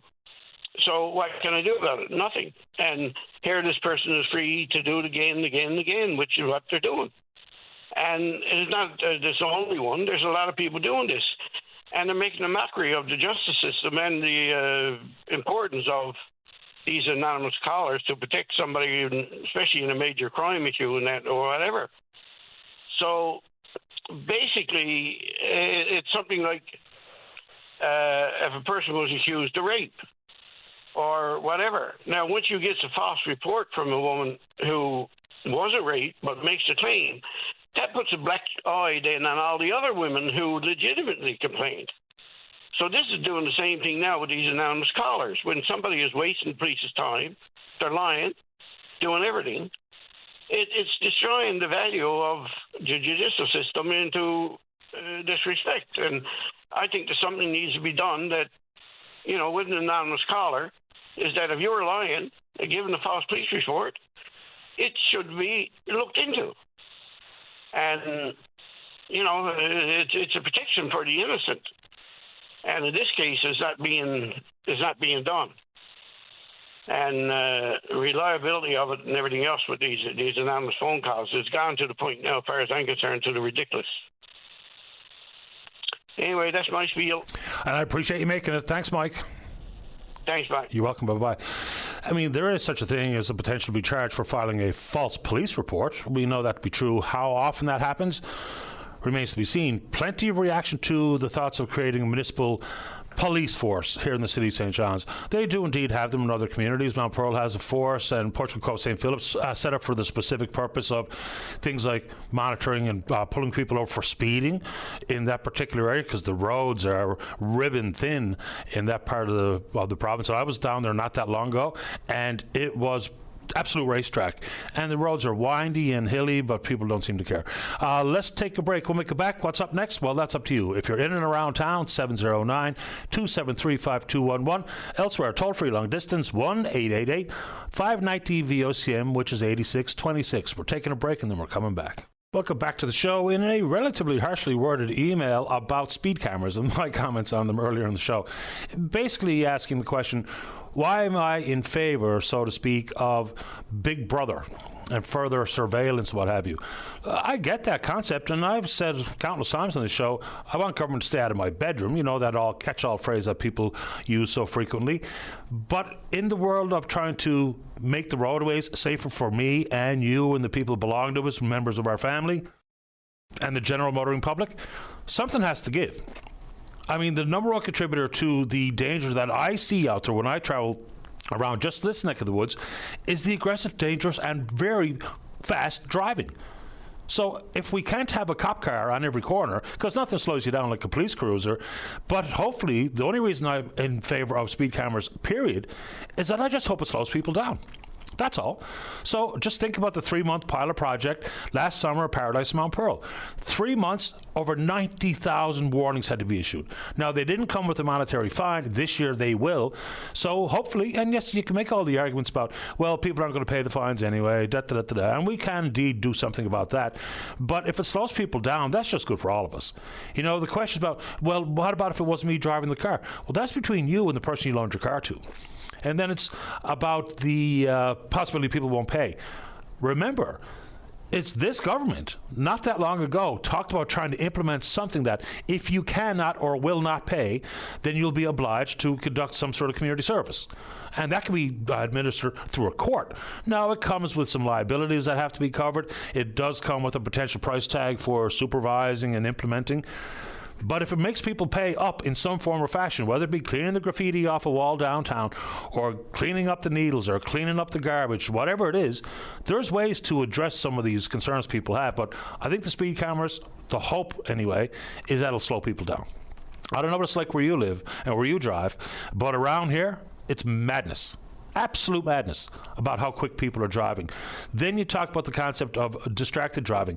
I haven't seen an updated number regarding how frequently, whether it be the RCMP or the RNC, pull people over who have been distracted. Then the primary distraction in the car is, of course, the phone.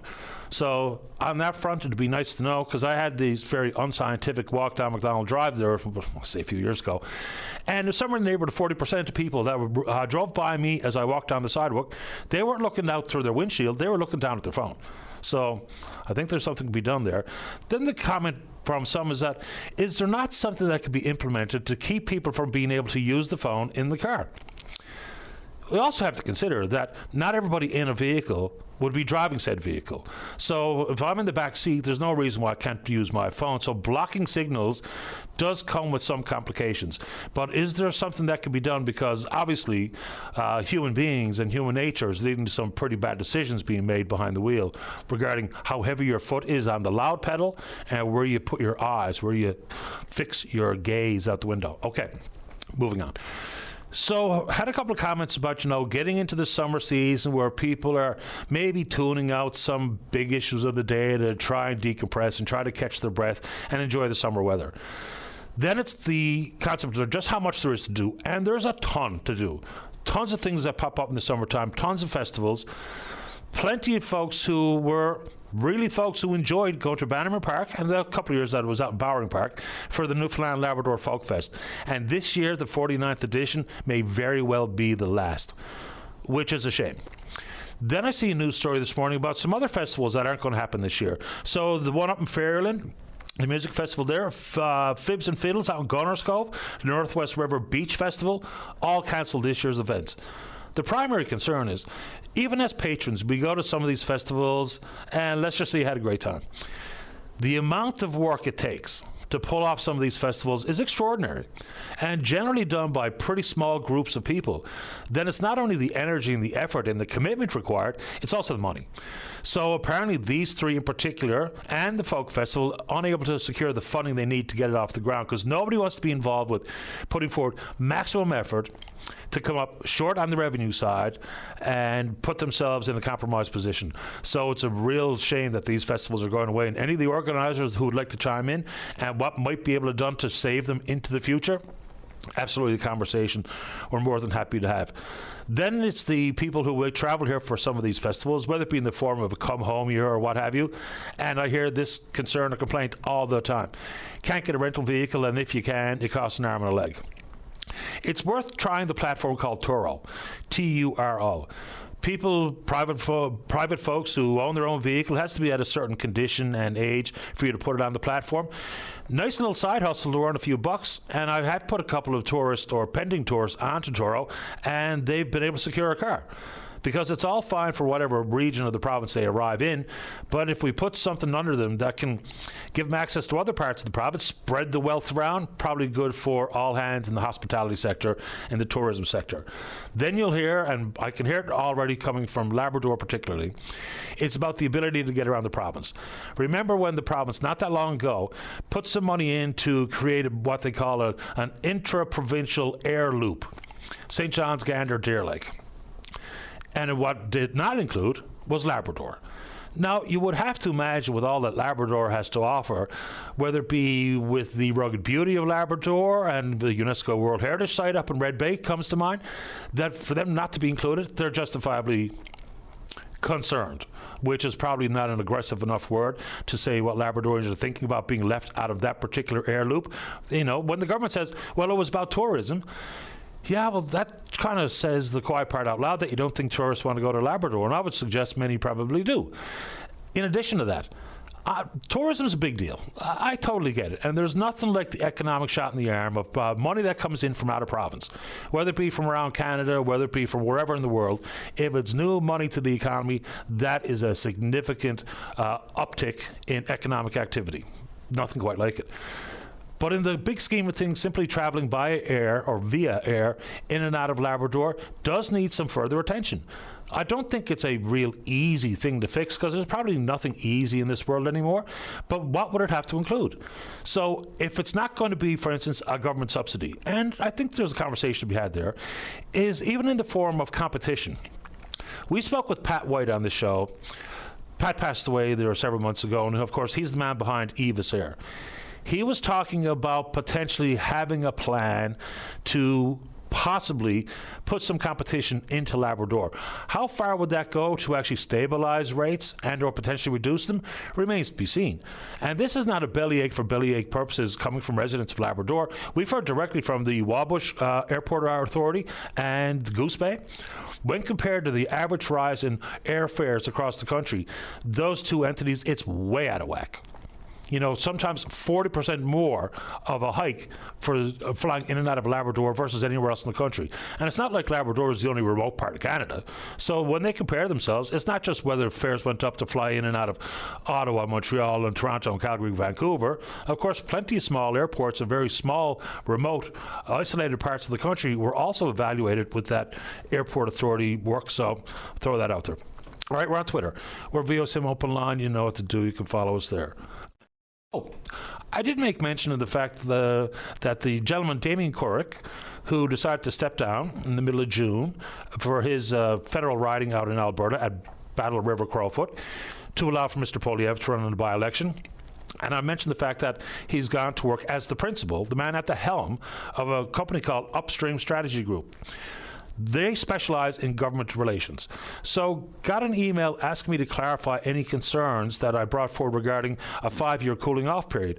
And the email was plenty polite, and it made reference to what the Lobbying Act looks like, and that you have to participate a significant amount of your time in lobbying government to be in violation of the Lobbying Act if you don't have the 5-year cooling off period. I mean, Mr. Corrick's background here, politically speaking, is as a member of Parliament. And he was also an advisor and worked in politics in his home province as well. So if you're at the helm of a company that specializes in government relations, it's hard to believe that you're not going to spend a significant amount of your time doing exactly that. And again, I made very specific mention of the fact that I don't care what party we're talking about. I mean, there's reasons why these rules are in place. So if it was a Liberal member of Parliament in the same boat, I'd have the same thought. Why? Because we all have an issue regarding inside baseball. and how that government relations stuff works. There's a reason why there's a cooling off period. So I did respond to the emailer asking for a clarification as to what I said that he considers maybe unfair, possibly, or misleading, and we'll see if we can dig into that as well. Let's go ahead and take a break for the news. When we come back, we're speaking with you. You're listening to a rebroadcast of VOCM Open Line. Have your say by calling 709-273-5211 or 1-888-590-8626 and listen live weekday mornings at 9 a.m. Welcome back to the show. Well, a company called Westerland has just launched a $100,000 student housing grant to support affordable living in St. John's. He's the co-founder of Westerland. Joining us on line number one, that's Daniel Goodfellow. And good morning, Daniel. You're on the air. Hi there. Welcome to the show. Thank you. Thank you for having me. Happy to have you on. Before we dig into the $100,000 in student housing grants here, tell us a bit about Westerland. All right. Well, we're those 3 buildings next to the Aqua Arena that everybody thinks is part of the Canada Games. Yeah. Westerland's a brand new purpose-built student residence located, right next to the Aqua Arena, so right where the Canada Games are. It's designed specifically for students. It's not retrofitted or repurposed. We built it from the ground up. And we really built it with student life in mind. So we focused on creating a place that's safe, that's comfortable, that's community-oriented. Every unit is fully furnished. It includes all utilities, high-speed internet, private bedrooms, so that students can focus on their studies without the stress of extra bills or complicated leases. So how is this $100,000 going to work? Okay, that's a good question. So the Westerland Housing Grant is really our way of giving students a real boost. We read all the time all the bad news about rent and cost of living, and so we felt it would be a good thing to do to put a bit of good news out there. So what we're offering is $100,000 in housing grants to help students afford to live at Westerland. The idea is simple. We want to ease the financial pressures so students can focus on what really matters: their education, their well-being, building connections in the community. So there are 46 grants in total. They're all needs-based. They range from a one-time grant of $1,600 to ongoing support that covers half a month's rent every month for the whole year. The grants go straight to rent, so it's simple and it's impactful. It's for us. This isn't just about housing; it's about creating opportunity, and we're proud to be doing that right here in Newfoundland. So needs-based, so that means like similar to qualifying for a student loan. It's based on affordability thresholds, the money that you have, the job you have, the parents' money, that kind of stuff? Exactly. So essentially what we've done is we put together a committee, not just of people from Westerland, but of several different people of the community.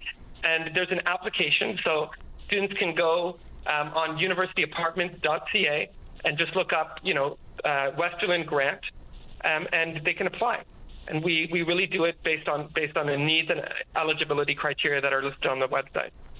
Is Westerland operating anywhere else? No. So Westerland is really just a Newfoundland initiative. Our group has built residences elsewhere. We've built residences in Montreal.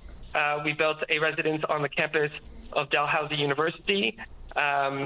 And so this isn't our first swing at it, but it is our biggest and our most ambitious. Talk about the role that the partnership between the university and Westerland plays. So what's the relationship? Right now, we have ongoing conversations with the university. We are a separate entity. We are not linked to MUN in any way, or the student community there. But we are looking to fill a need, and so we're in constant communications with the residence department and the student union at MUN to try to find ways that we can help. There's a variety of things when we talk about housing that pop up. So let's dig into things like accessibility, because sometimes unless we use universal design as the guiding principle to build affordable units, then it's costlier after the fact to renovate or to rejig the design. So talk about accessibility. Well, accessibility is certainly at the center of our development. We have, our buildings are accessible. There are, I'd have to double check, but over 20 units that are universally accessible. And we give priority in those units to people who have accessibility needs.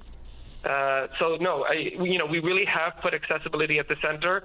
To your point, it's a lot less expensive to build with accessibility in mind, sort of upstream, than it is to do it after the building is built. So we're happy to include those accessible units. And to make those available to the community. We know there are different trends for people who are staying in accommodations on university campuses, to be in the so-called dormitory in year one and then maybe move off to single-family dwellings further down your academic career. So is there a priority given to, first years or second years or grad students? No, the way we view it is we want Westerland to be more than just housing. We want it to be a student community. And a student community is, what makes a student community interesting is diversity. We've built shared spaces for studying and socializing and unwinding, and we're investing in programs and events that bring people together. And so to have an exclusive approach where we say, it's just for second years or just for first years, it's not really what it's about. It's about making sure students feel supported, not just with a roof over their heads, but with the right environment to succeed. And we believe that exists with a diverse group of people living in the building. And that is, part of the motivation behind this student grant. If we're talking about cutting rents in half, and already our rents are affordable. To stay at Westerland, the entry price point is, with internet and furniture and heating and electricity, is roughly $700 a month. And so half of that is $350 a month. So what we're looking for are students who wouldn't otherwise be able to access the building because they can't afford it. And so that creates a sort of economic barrier and reduces the diversity. And so really diversity is at the core of our ethos. What kind of staffing would Westerland have on hand in these units? So the building is staffed. It's fully staffed. The exact number of staff I wouldn't be able to tell you offhand, but we typically have a building director, a program and community director on site. We would have somebody who takes care of maintenance full time. So you're not waiting weeks to get something fixed. It's a matter of hours and perhaps days if it's a more complicated maintenance request. So that is part of the offering, right? Is that it is a safer space because property management is not some faraway place. Property management is on site at all times. Not to imply that every college-based dormitory is Phi Beta Kappa on wheels and keg parties all day, every day, but when it comes to a safe environment and a learning-focused environment, how do you approach that? It's a good question. We talk a lot about community and what makes community in a building. And, community isn't just about putting on a movie and ordering pizza for students. Community is about creating events and moments that students assemble around. And so what we talk about is, what forms community in an environment, in a university context. And really what forms community is a common purpose and a common goal. And in the case of a student housing complex, that common purpose and common goal is education and learning. So what we really strive to do, I want to say that community really drives respect, right? When people are part of a community, maybe, that 2 a.m. party, you either invite your neighbor or when your neighbor asks you to quiet down, you respect it more because you're part of a community that's meaningful to you. And so what we do is we really seek to create events around learning and education that supports the student in their learning and education. So whether that's, group study sessions or tutoring sessions or things like, we often think about school and learning as what happens in the classroom, but what happens out of the classroom, like learning how to cook, is also a really important part of the university experience. So oftentimes we'll have cooking classes and how to buy groceries and how to cook in a way that's healthy. Fair enough. Daniel, appreciate making time for the show this morning, and hopefully this works as intended. Anything else you'd like to offer while we have you? It was lovely. Thank you for your time today. Appreciate yours. Good luck. Thank you. There you go. That's Daniel Goodfellow with Westerland. So obviously, if 6 students can qualify for half of the rent to be covered for an entire school year, obviously helpful. Then the other, I think there's 41 additional grants upwards around $1,600. And when the overall rent all in, so your rent, the furnishing, your Wi-Fi, heat and light, and everything is around $700, that's an affordability target that's hard to find anywhere outside that campus. Let's take a break. Don't go away. Welcome back to the show. Let's go to line number 2. John, you're on the air. Hi, Patty. Hi there. I'm calling about the overtime rate in Newfoundland. Okay. So right now, the legislation is written such that overtime is benchmarked to the minimum wage. I don't know if you're familiar with this. I am. It's an interesting conversation. Go ahead, John. Yeah, I wanted to raise awareness to everybody on the province that Newfoundland and New Brunswick are the only provinces in the country that do overtime the way we do it. And right now, the maximum overtime rate you can earn is $24 an hour because it's based on 1.5 times the minimum wage. So if you make more than $24 an hour, you get straight time for any overtime you work. And I just want to raise awareness because that's not fair for workers in the province. Right. It's not quite as cut and dry as that, though. It depends on who you're working for. But that is a ceiling. That's the floor. That's what people can do. But there are plenty of organizations, they'll pay you the straight up time and half regardless of the hourly wage. So, but you're right, there is no obligation on behalf of the employer to do anything beyond what you just said. So that's the caveat, yes. Unless you're union or government, basically nobody's paying more because they don't have to by law. Like, I know some companies are good and some do pay more, but by law, I'd say 90% of workers out there are not getting the overtime rate, and they really should.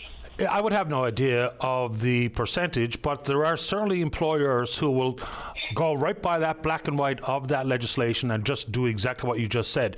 Now, this day and age, when the ability for people to move around from job to job and, the gig economy, companies who treat their employees like that are probably setting themselves up for a problem because that has concern with, turnover. One of the biggest costs for employers is training. So I don't know how common it is, but you would think if it's 90% like you suggest. I'm in the trade. Okay. I'm in the trade, and it's basically 100% of the trade. Is that right, eh? I mean, you got the odd company out there. Everyone's complaining about it. Everyone I work with, we're all upset about it, but you can't get anybody to take action. And I've written MPs, MHAs, and I can't get any traction on it. And I just want to raise awareness and kick up a bit of a stink about it. I'm glad you did. And we've had this conversation directly with cabinet ministers in this province because that's who you have to deal with. This is a provincial matter. But, the question was as fundamental as, will that legislation be changed to oblige the appropriate pay for overtime in this province? And the answer, of course, was complete tap dance, tiptoe political babble. Yeah. But it's time to change it. You know why? Well, because their biggest donors are the St. John's Board of Trade and the other boards of trade in the province. So they don't want, they know if they go to their donors with that, they're going to say no. I mean, they're not getting the bulk of their fundraising from regular workers. They're getting it from the businesses in the province. So they have no interest to budge on it. It's a business-friendly policy, and it's just not fair to workers. I don't disagree. I mean, that's why I talk about things like campaign finance reform as much as I can sneak in, because very little uptick from the callers or listeners on it, but it's important. I mean, even if it's not simply about the optics, of course, when you have business-friendly rules, business-friendly policies, some of that comes, of course, because of your relationship with business. Now, some business-friendly stuff is absolutely required, but the unfair rate of pay or how it's applied regarding overtime, I think is worthwhile conversation.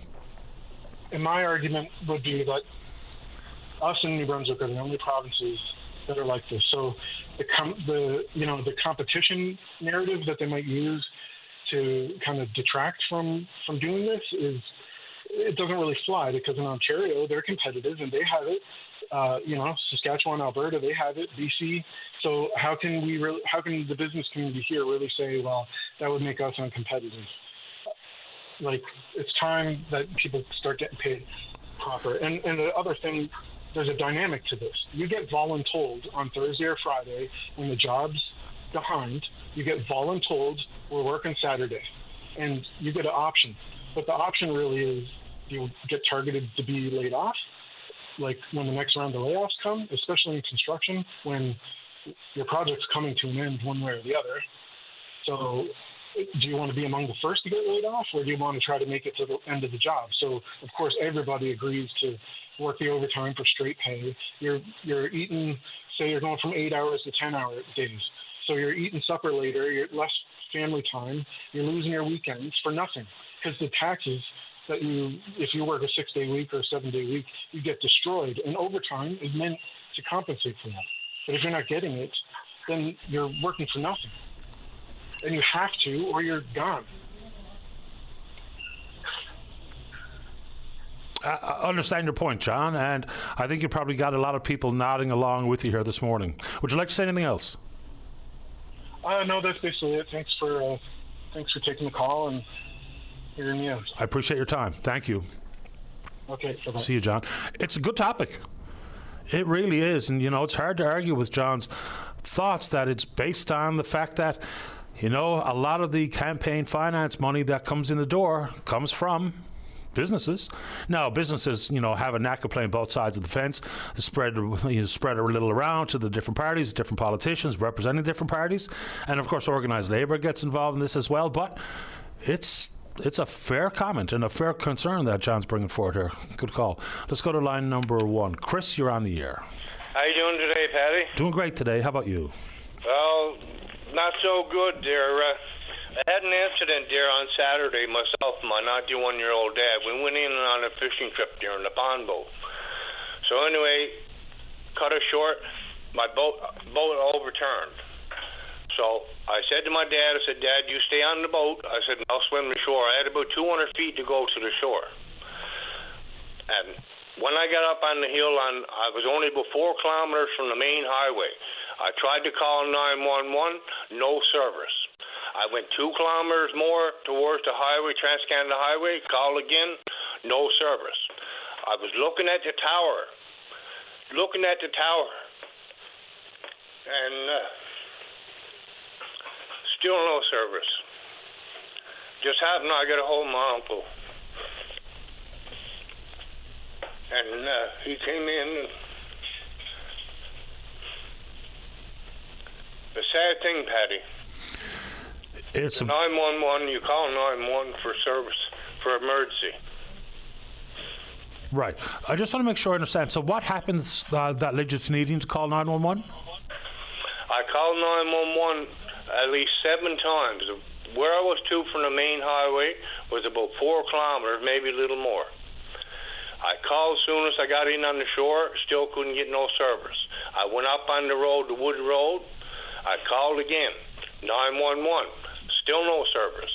I went right out. I was looking at the tower. I said the tower is probably 600-700 feet away from where I was to. I still never had no service. I was almost out to the main highway. I called my uncle, and so you called your uncle, who then called 911, or no? He came in with his boat. I said to him, he came and got you. Yeah, I said, I can't get 911. I've been trying. I said, I can't get a hold of him. So he came in, him and his wife. And so what's the end result? Is everyone okay? Yeah, but I'm still a little shook up. I understand that. But the 911, I called the RCMP here in Deer Lake. I told him everything about the story and what happened. He said, Chris, that 911, dear, you should be allowed to get out on the 911. The guy called, I got 7 or 8 calls on my phone for 911 and still couldn't get out. And only I was lucky that I got my uncle. If my uncle never couldn't get hold of my uncle. When was this, Chris? Saturday. Yikes. Yeah. Well, if I couldn't have got a hold of my uncle, God knows what happened with my dad. He's 91 years old. And look, I just made it in myself. Scary. It is. And My uncle told me the same thing. He said there was a person in on Skidoo there the winter, 25 kilometers in where people got their cabins. He called, couldn't get no service. His Skidoo broke down. 911 didn't work. He walked out, and just happened that people was coming in on their snow machines and picked up that person. And only for that person, God knows what could have happened with that person. And I was in the same predicament. I tried to get 911, couldn't get through. And if I couldn't have gotten a hold of my uncle, what knows what would have happened. But the 911 is supposed to be good right across Canada, like the RCMP guy told me. And when I called it, no service. And when I'm looking at the tower, it still calls 911, still no service. Like I'm not, like, and then I know ourselves, we're paying $220 a month for services for cell phone and computer and whatever. The 911, you should be able to dial 911 and get through to them automatically. Yeah, I mean, there's a reason why it's a number that we all learn as little kids, because it can be the difference between life and death. Not to be hyperbolic, but absolutely that's the case. Yeah, but like I say, when I'm looking at the tower there and I'm calling 911, it comes up no service. I was almost out to the highway before I even got any services, where I called my uncle and Emily's wife. I appreciate the concern and your time, Chris. Thanks for calling. Thanks, Eddie. You're welcome. Bye-bye. I mean, even just the concept of cell phone coverage, you know, every now and then that comes in the form of a call to this program, which spurs on a lot of reaction. There was a pilot program last year down around the Burgess-Yeo Highway where we're looking to expand cell phone coverage and access to high-speed broadband. So they're going out for 10 more areas to be covered this year. I don't know what the status is of that, but I'll try to chase it during the newscast. But cell phone coverage is an important conversation, even if we're talking about in community and access to high-speed broadband. It's not just about convenience. It can have a lot to do with whether or not you're going to be able to encourage any businesses or industry or anything to come to town. I mean, who's going to want to move somewhere to set up shop if you can't rely on your cell phone, if you don't have access to high-speed broadband? So it's a big conversation. And things have gotten worse, and dramatically worse. There's plenty of spots right in and around town where I live that used to be full maximum coverage all the time. It's not anymore. And, you know, people tell us the story all the time. I'm sitting on my couch. I can see the tower out through my living room window. I used to have full reliable coverage, and now I don't. There's a variety of reasons why. The numbers of people on the system, and also the advent of 5G. It's quicker, but it has a lesser geographical footprint than 4G. And, or what's the other acronym they use for that type of wireless? Anyway, let's see here. Let's take a break for the news. When we come back, we're speaking with you. Don't go away. The Tim Powers Show. Join the conversation weekday afternoons at 4 p.m. on your VOCM. Welcome back to the show. We just spoke with a fellow named Daniel Goodfellow with Westerland, providing housing for university students at Memorial University. The conversation was specifically about a $100,000 worth of grants for eligible students. But we also know that Memorial University is in bad shape financially speaking. They're looking to achieve cost savings of around $20.8 million for this 2025-2026 fiscal year. Some of that is a reduction in the amount of tuition coming in the door. We know there's been a drop in enrollment that has resulted in a loss of about $9.5 million in tuition fees to the university. So they actually had a website that allowed for people to contribute their own ideas about where some savings or additional revenue can be found. Now, remember, the Auditor General produced a report earlier this year talking about Memorial University, the university classes and labs that sat empty for hours a day, more than they should have, as was the assertion by Denise Hanran. Called out the administration about headhunting costs to recruit leadership, including the incoming president of Memorial University, Dr. Janet Morrison. It was announced at the end of April. She begins her term officially on the 11th of August of this year. But it's going to be a tricky endeavor. Now, Dr. Janet Morrison, comes from Sheridan College. While at Sheridan College, they were also in financial straits, and there had to be a lot of drastic measures taken there. Programs and courses cut. MUNS has announced that they're going to, put a cap on hiring for the moment as they try to figure this stuff out. What we don't hear enough about is a follow-up on some of the work that's been done to look at the amount of money spent at the leadership positions across the board. I mean, there have been several jobs created at the vice presidential level. And so I think there's a worthwhile conversation to look there. It's not to just suggest the easy to go to administrative bloat that people refer to, but any careful consideration of reduction in costs has to include that, as opposed to simply focusing in on student life and programs and courses and classes being empty or labs being empty. It has to include what administration costs. And I think a careful evaluation of that has been done in the past, but nowhere in the news story does it talk about exactly that. Same thing when we talk about savings across government. It really is always worthwhile to look at exactly how many people are, quote unquote, running the show. So for Memorial to come up with $20.8 million in savings in this particular fiscal year is going to be a tall task. They're also talking about things like renting out facilities for events, for meetings, for film shoots and otherwise. Absolutely every opportunity to bring in additional revenue has got to be considered. I mean, even just that almost $10 million of reduction in tuition fees is a big one. Then there was the question about how many student visas would be afforded to Memorial University, knowing full well that international students pay an enormous tuition versus domestic students, which, bleeds into a conversation about the rates of tuition at Memorial University, whether there can indeed be three layers of. So one rate for people from this province, another rate for those from other parts of Canada, and then another rate for those who are international students from wherever in this world. So I think there's a lot to be understood about MUN, but we need to get it right at Memorial University. So there's lots of good things that happen at the school, and we talk about the level of research that goes on there. Some of it world class, of course. Some of the work they're doing in artificial intelligence, in the healthcare system, all that research taking place at Memorial University. So, gone are the days where we can simply rely on that easy one that we would use to promote the university, is that it was so inexpensive when compared to other parts of the country. Now it still remains extremely competitive in the world of tuition, but we've got to get it right. Add to it. So it's not just one campus here in St. John's either, right? Because there's one in Cornerbrook at Grenfell, there's another in Harlow in England. So they all have to have some sort of evaluation as opposed to just looking at MUN proper here in the city of St. John's. Add to it, we should probably do a bit more on this program to highlight some of the incredible work that goes on, for instance, at the Marine Institute. We had a conversation with a fellow who was a team lead in a most recent underwater robotics competition, which we did very, very well at. And now next year, Marine Institute is going to be hosting it again. I think they hosted back in 2017 or something. But apparently the world is anxious to come to this province for that robotics competition, because we've got these things like the Flume tank and the Wave tank at NRC. We've got these amazing simulators at the Marine Institute. So while we see the headlines grabbed about the things that are going wrong and the financial woes experienced by the university, there are still so many good things at MUN that we can and should be talking about. Let's check in on the Twitter box. Oh, I see it floating in the corner of my eye.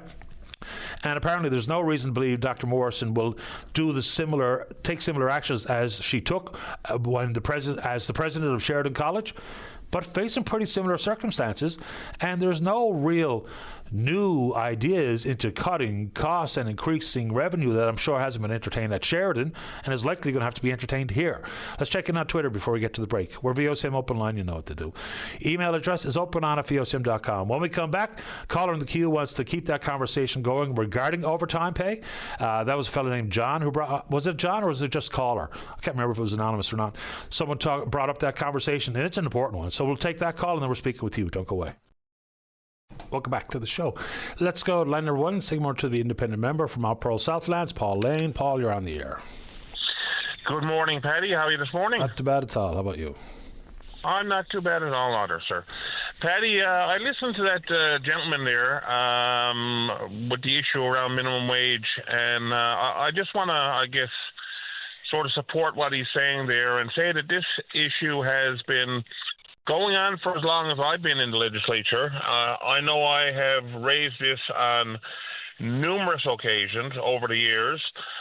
The whole concept of, as the gentleman said, under the legislation, the only requirement an employer has when it comes to overtime is to pay time and a half the minimum wage, not necessarily time and a half the regular wage, and there is obviously a difference with that.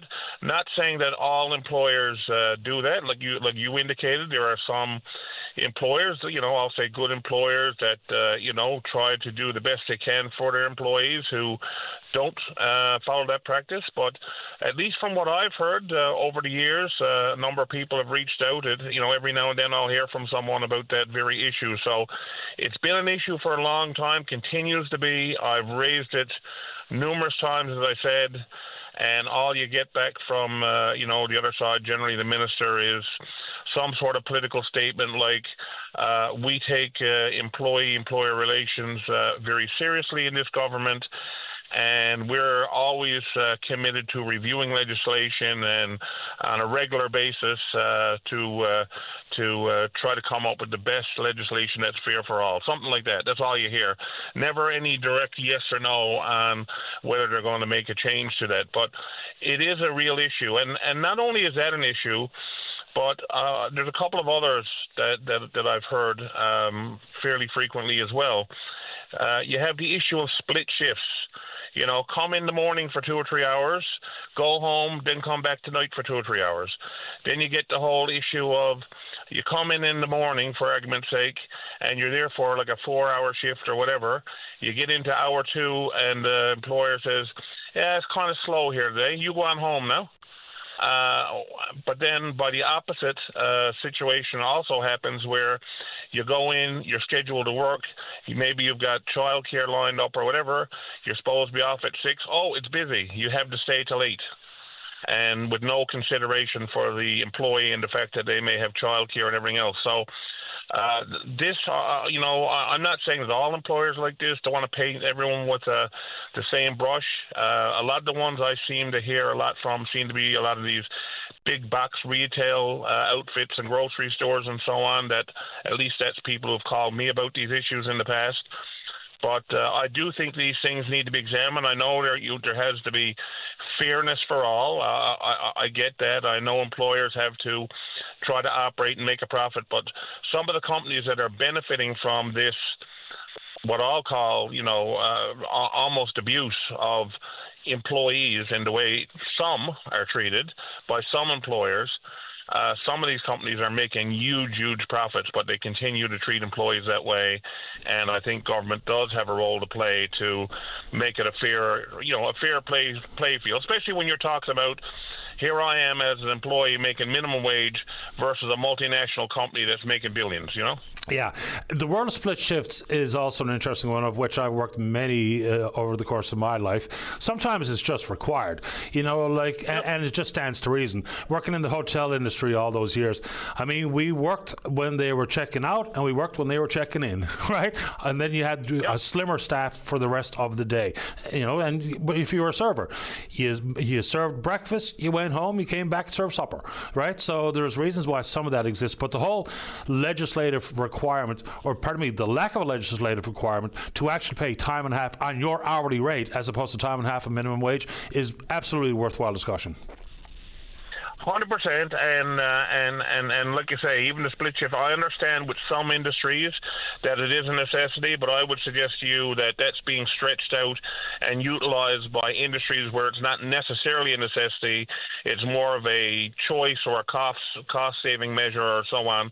And I can understand if you have a little small business, particularly a seasonal one, that's just trying to survive. But when you're into some of these very huge companies that are making, millions and millions of dollars in profits, and they're trying to squeeze every last cent on the back of the employees, I just don't think it's fair. And I guess that kind of plays into the rest of the conversation you had around campaign finance reform, and at least if not real, certainly the perception that government is not taking action because of donations they're receiving from companies. That was the first thing that gentleman said to you, was he said, well, I know why this is happening. And he talked about the border trade and so on. So whether that's true or not, that's what he thinks is true. And I think that's what a lot of people think is true, whether it is real or not. And that's another big one that you and I have talked about many times campaign finance reform to eliminate any real or perceived sense that that you're getting special treatment because you're making donations to political parties. Whether it's fair or not, optics is reality, especially in politics. Yep. So it's 100%. As fundamental as that. And I know why politicians or political parties won't change it, because it works for them. But same thing with trying to make a change in democratic reform regarding, say, first past the post. It's good for incumbents, and consequently, incumbents probably won't change it. But there's a victory here. I think there's a miscalculation of what the electorate thinks here.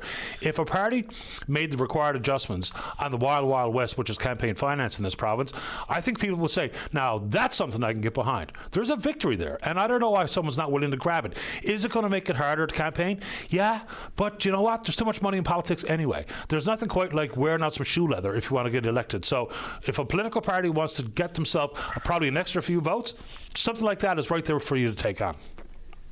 Paddy, I've told, as we've discussed in the past, and I'll just say this again because it's true. I can speak through lived experience. The last two elections that I've run as an independent member, and albeit I know I'm a known entity and so on, so I don't necessarily have to get my name out there, say like a new person would who's run. I understand that, but the reality of it is that I have only spent just a fraction of what I spent on campaigning when I was with political parties, a fraction. And my results have been much higher than they were when I ran for political parties. So you don't have to be spending a ton of money on elections. It's not necessary. You don't need that big old ego bus going all over the province with the leader's face on it. It's a total waste of money. You don't need all these big headquarters and everything. It's not necessary. It should be about the quality of the candidate, about getting out at the doors, like you say, wearing off the shoe leather, talking to people, bringing forth ideas, running on your record what you're going to do, and that's what it should be all about. Not who has the most or the glossiest brochures or the most signs stuck up on the side of the highway littering the environment.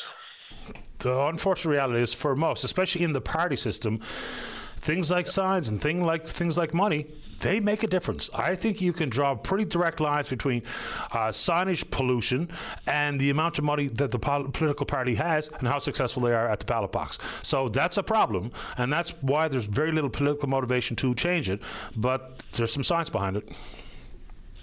There may be some signs behind it. I'm not saying that there isn't. I think there is, especially for me. I've always utilized a fair number of signs on people's personal property because it kind of sets a momentum in the district of, well, people are supporting you, that type of thing. But, I mean, when it comes to all these public places of having just signs plastered everywhere, I don't think it's necessary. And like I said, I know I might be, again, I realize I'm a known entity. I've been around a long time. But I am proof. And you can look at my campaign. You can look at my campaign reports over the last four elections. I am proof that you do not need to spend nearly the amount of money, and actually end up with better results than you did when you were spending that money. The proof is there. Appreciate the time, Paul. Yeah, fair enough. Appreciate your time. No worries. All the best. You too. Bye-bye. Okay, bye. Yeah, I mean, it's like a lot of these things. It's one thing if it works for you and it makes things easier. And in this case, we're talking campaign finance. But I guarantee you there's a bunch of people, if not the majority of people listening to the show this morning, when government contracts are let, what's one of the first things that go through people's minds? How much did they donate to the party? How much did they donate to the party that's currently sitting in the seat of government? It's human nature. And so if you eliminate that as best possible, you can't eliminate it in full, but if more was done on that front, I really do think as much money as you think you're going to be able to spend to get, say, 1,000 votes, doing something as fundamental as that might make your life a little bit more difficult, and you might have to work a little bit harder. But what if the end result was, as opposed to 1,000 votes, it was 1,500? I don't know, man. Seems to make sense to me. All right, good show today. Big thanks to all hands. And yes, we will indeed pick up this conversation again tomorrow morning, right here on VOCM and Big Land FM's Open Line. On behalf of the producer, David Williams, I'm your host, Paddy Daly. Have yourself a safe, fun, happy day. We'll talk in the morning. Bye-bye.